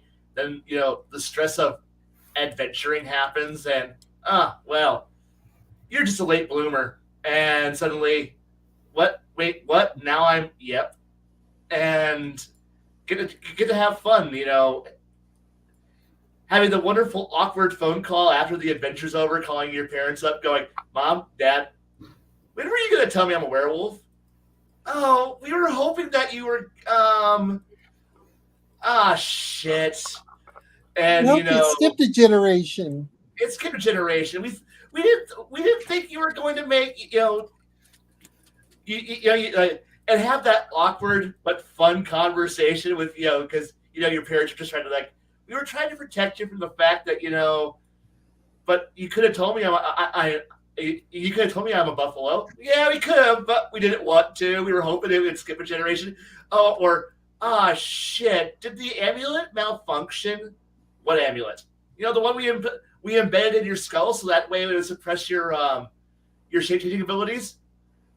Wait, there's an amulet in my head? Yeah, you should go see a cleric immediately. What? Just call us back as soon as you get done with seeing your local white mage. What? And watch the players have a bit of a freak out. They're like, it's fun when I spring it on them like that, because at that point they're just like, "Oh, this is weird. I'm not okay with this." And here's me. Yeah, no, you're not supposed to be. And have players just kind of not laugh, but it throws an interesting RP situation of finding out that you always have been, but no one ever told you till now. That sucks. Sucks to be you. And deal with it. But can we get it reversed? No, it's genetic, motherfucker. You can't just have it surgically removed. Well, I can. Yeah, you're right. There's wish spells exist. and watch people just cope. And I love watching the the players pull out the copium tanks and try to deal with it. It's fun. Yeah, the entire. Sorry, go for it. Yeah, I know it's not the usual. Oh God, it's a curse! I'm horrible. If I don't get this fixed by midnight of the third day of the full moon, I'm going to be locked like this forever. Oh hell no! This is much more like, fuck, this isn't covered by my insurance. Shit. Do I gotta refile all my insurance papers? Yeah, you gotta. Fuck. Shit. I'm going down to local wear office and go figure out how to fix this problem. I'll be back, guys. Okay, cool. I want About 3 years. I want who's ever out there really good idea with the AI to do like an AI episode really quick of Teen Wolf with Michael J. Fox, but instead of the dad being who it was, it'd be Rodney Dangerfield. That would be funny. I would buy it. Hey, respect you, you know? It was the only way for your mom to talk to me. I had to tie whatever. Yeah, but like I said, that's how I would ambush my players with it. Is literally, things are interesting. Okay, congratulations, son. I don't want to be aware of this. This ruins everything. I know.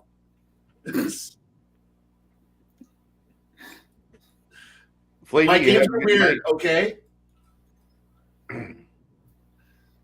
My games are weird games. I know this, okay? I understand. These are weird games.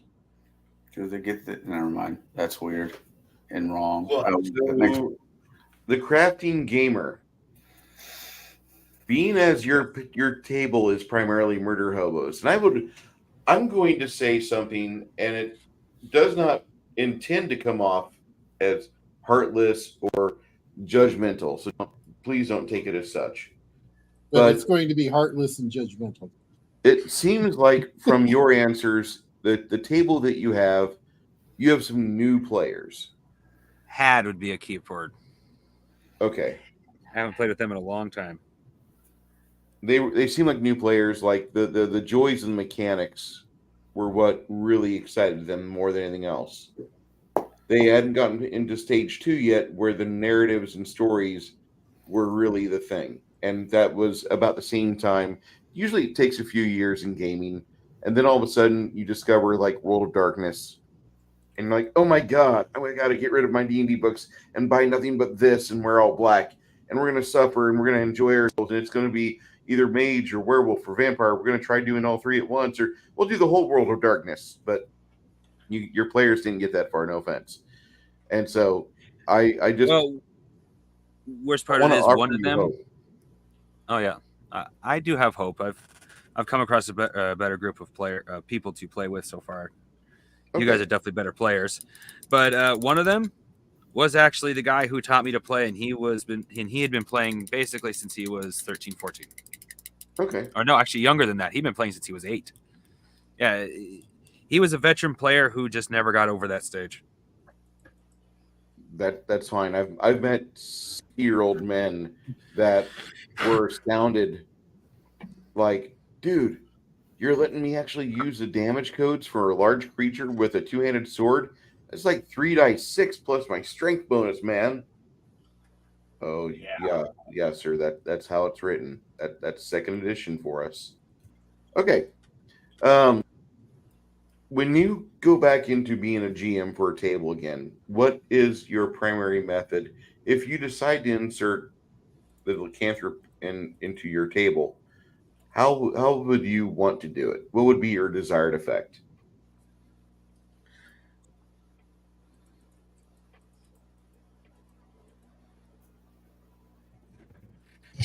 That's an interesting question. I'm not entirely sure how to answer, honestly, because that kind of stuff I never really think about until it's time for me to see, okay, well, I'm going to have lycanthropy. How am I going to introduce it? So if I were to get back into a game, well, that also depends, because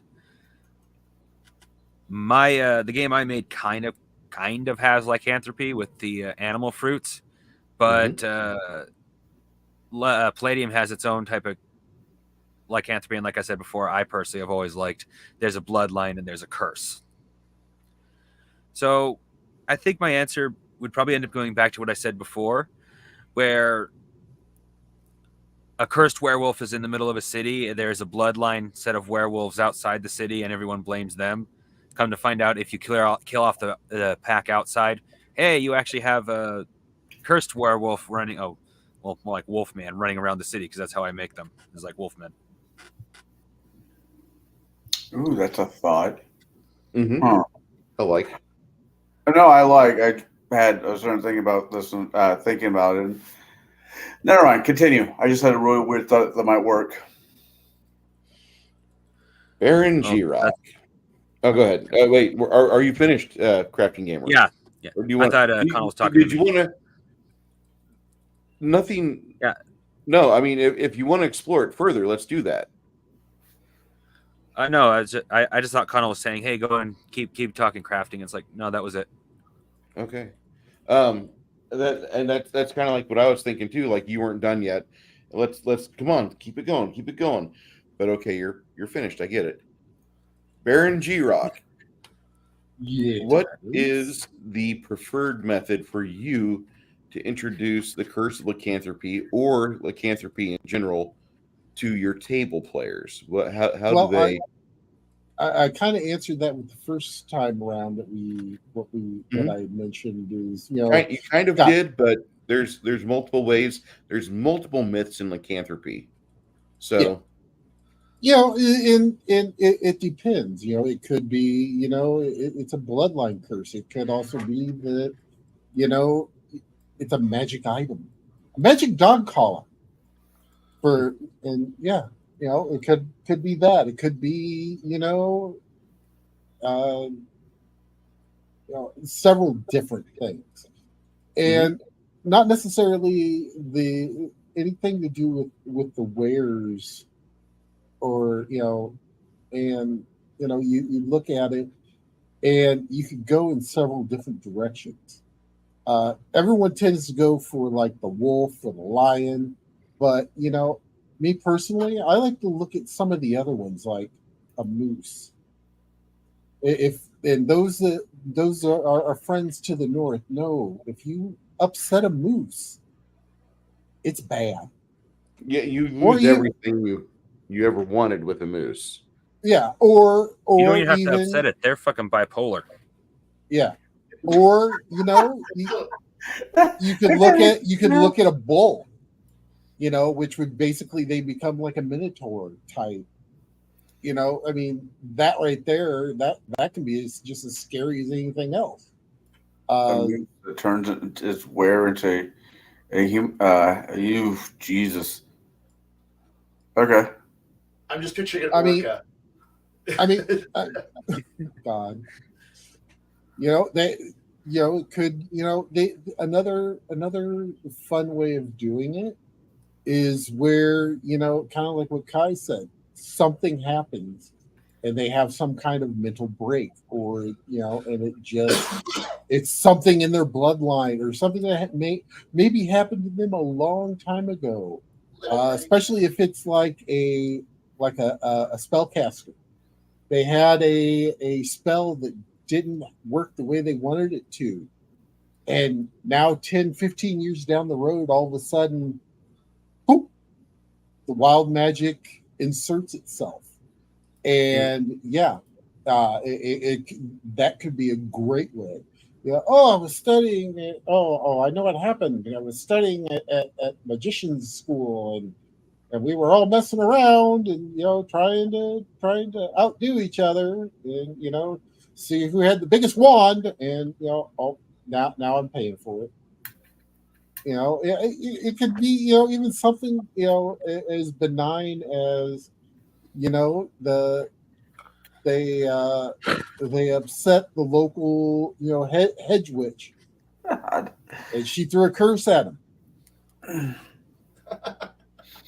I'm a big fan of curses. I am. No, I was just thinking you'd get bit by a horse flea and you become a werefly. No, Werefly. I'm picturing that story that Baron just said about, it's like, because like usually you see the werewolf, the were-creatures being grabbed by the players who are like, I'm a monster melee character who tears the people with their hands. But no, when you have the wizard who's sitting here going, so then I was at wizard school, and then poof, now I'm a werewolf, and everyone goes, what a waste. You can see everyone at the table look at the werewolf wizard who's like, I am now slightly stronger and Oh no! If that was going to happen, they'd become like a werewolf, like a were-owl. Oh That'd be kind of The cool. intelligence goes up. No, it has to be because it's a botch. It has to be that thing where he fucked it up so bad that he's like, oh, okay, I've got it.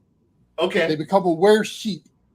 Oh God, That's and then bad. Just watch the sadness of like everyone goes, really? That's your war form, and then yeah, what's wrong with this form? And it's like, God, you said you were a were-creature. I had hopes that you were going to be a melee machine. I can process grass far better than you can ever hope. I have the softest fleece around. The amount of money I spend on food is very small because I go out to the fields and just chew grass all day. You also can eat boots. Oh wait, that's a goat, which is still better than you. Ha! No, your party. You got, silly barbarian? I can punch things. So your party goes into a village that they've never been before, and all the a tavern and all the places is kind of weird names like Blood Moon Inn or Sheep Catcher Inn or whatever, and they decide to stay the night there, and it's an autumn night. The Luna Cacciatore is fully bright out in the sky. As they go down, everybody's kind of giving the weird look, as some little kid's like, run now, and everybody just wharfs out to become werewolves. I mean, just a whole town full of these fuckers, but there's like itty-bitty clues. They're walking around. It's like, and your party just needs how'd you call it? A clue by 4, and they just don't catch it. I'm also a fan of the world of Warcraft, not necessarily the game, but the lore. And if you look at the Worgans, their whole thing was basically a curse from the Forsaken. So the undead masses chuck spell vials. And then all of a sudden, now they're all stuck in their uplifted wolves, basically. They still remember everything from being human, but no. I do have one. That's where the Wolven came. The Wolven a Traveler came from. I gotta ask: have you guys seen the movie Black Sheep yet?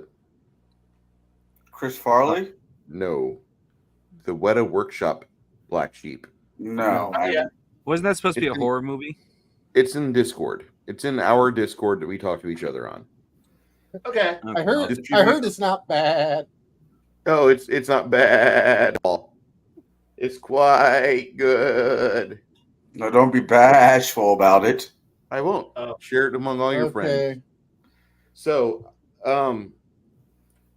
I kind of got most of the things out that I wanted to talk about tonight. The only thing that I really didn't hit too much on was like bloodline curses and influence from other media, which we really don't need to talk about that. We could spend years talking about that, and I don't want to do that. But I like the idea of bloodline curses. I think bloodlines are actually one of the strongest narrative elements that you can introduce into your game. And you don't do that to your first-time player.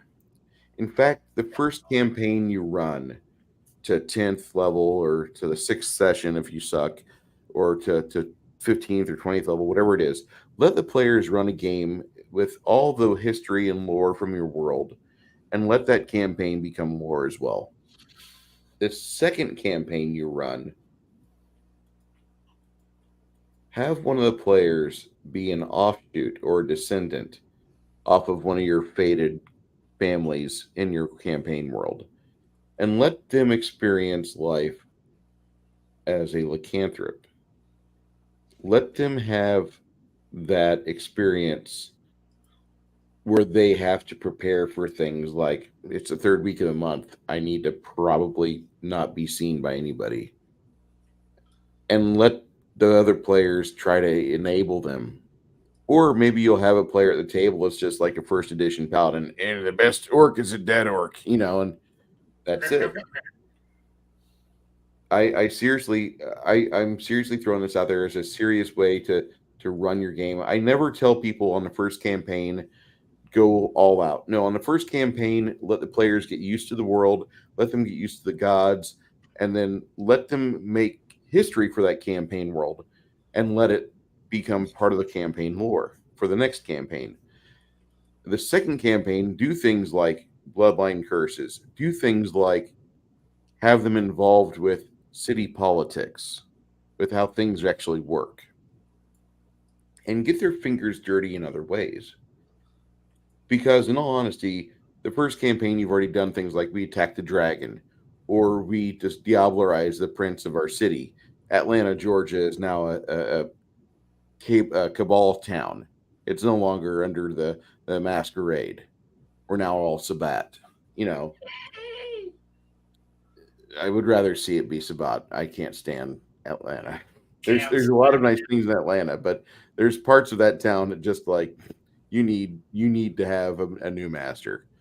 So anyway, I think that's how campaign running should be. And I know that sounds like I'm a little bit judgmental or I'm set in my ways. And you're right, I am set in my ways. I like to get the players used to the world first, and then let their characters become figures of legend. And then in the second go around, let them start getting into the weird stuff. Let them have the character that's a 10th generation werewolf, or let them have a character that literally is got undead in the bloodlines. You don't have to go for all the edgy shit under the sorcerer bloodline tree. Don't do that. But let them have something a lot different than a vanilla game would normally have. And make sure that as a GM you try to plan things out, and you just keep things in mind whenever you're doing your adventures, how a character with their unique situation would be reacting to something. And even more so if their character is proactive and you don't have to react, you don't have to plan for reactions. You have to plan your own contingencies because of what they're doing. That's great. Do the four of you have anything to add? I'll No. go around. Connell, what do you have coming up on your player? Well, let's see. Saturday I will be hanging out with you, and I believe you'll be running your beta game, Yes, sir. which I'm looking forward to. Sunday, we're going to be reviewing the 1980 something Lost Boys. So that movie will have both of the Coreys in it. Fieldman and the one who's no longer with us. Haim. And I'm looking forward to reviewing it. I still need to watch it again because I haven't seen it since, I haven't watched it in a while. But I'm looking forward to watching it again and thinking to myself, wow, the soundtrack really does not hold up like it used to. That's about what I got going on. Okay. Kai, Saturday night, you're going to be on my channel about 9 o'clock, right? Yep. Thank you, sir. You're welcome. Thank you. Crafting Gamer, along with Saturday being in the alpha test campaign, what do you have in store for us over the next week? I've noticed your channel content is getting a little larger. Congrats, sir. Thank you. I've actually had to tone it down to once every other week. Every week seemed to be just too much for me to keep up with. So this week I am not producing a video. I will be next week. So this Saturday it'll just be your game. I would recommend go live and do what the camera facing down. I think that really works well for you as well. I recommend it just for the fact that people are recognizing you as a hobbyist. You not only talk about RPGs and Robotech, but you also get your hands dirty with the paints, and you like get your hands on things and create it to where it's something much different than what it was when it came out of the box. Oh yeah. This is well on its way to being that. A lot of metallic on top of that purple. I don't know if you saw, but I'm getting my Big Trouble in Little China figures done here. Oh yeah, I backed the Ninja Turtles from Palladium, and I'll be getting figures with mine. Sweet. Thunder. You can only paint them if you're singing Vanilla Ice, Go Ninja, Go Ninja, Go. Man.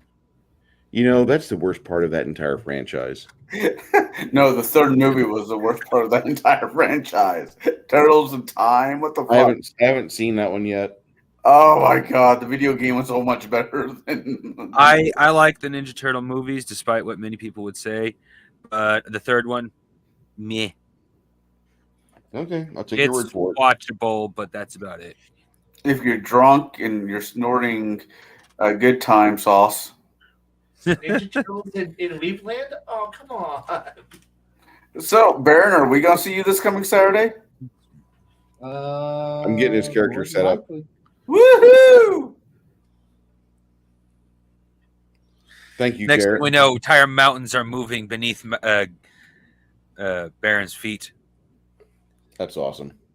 Are you going to be working on any videos that you have planned in the future as well, Baron G-Rock? Not at this time. I've kind of had to put some stuff on hold for now. Fair enough. So I'm here doing this, and then yeah. Hey, that's fair. Appreciate you doing that too.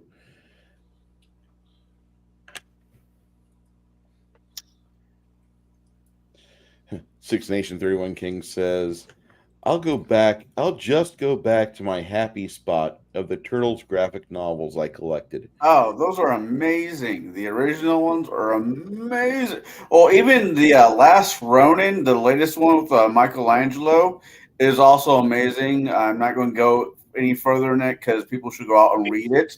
Read Yeah. that one. That was good. Yeah, everybody I know says that one is the best. It goes out on such a note. Make sure make sure your box of tissues on one side and a bottle of beer on the next because it's going to be a bumpy road. Fair enough. Unlike, well, it's been out for 2 years. Unlike a certain Dresden book, chapter 23, it was a bumpy road too. As for myself, Friday night, I spend it with Janet from Another Planet.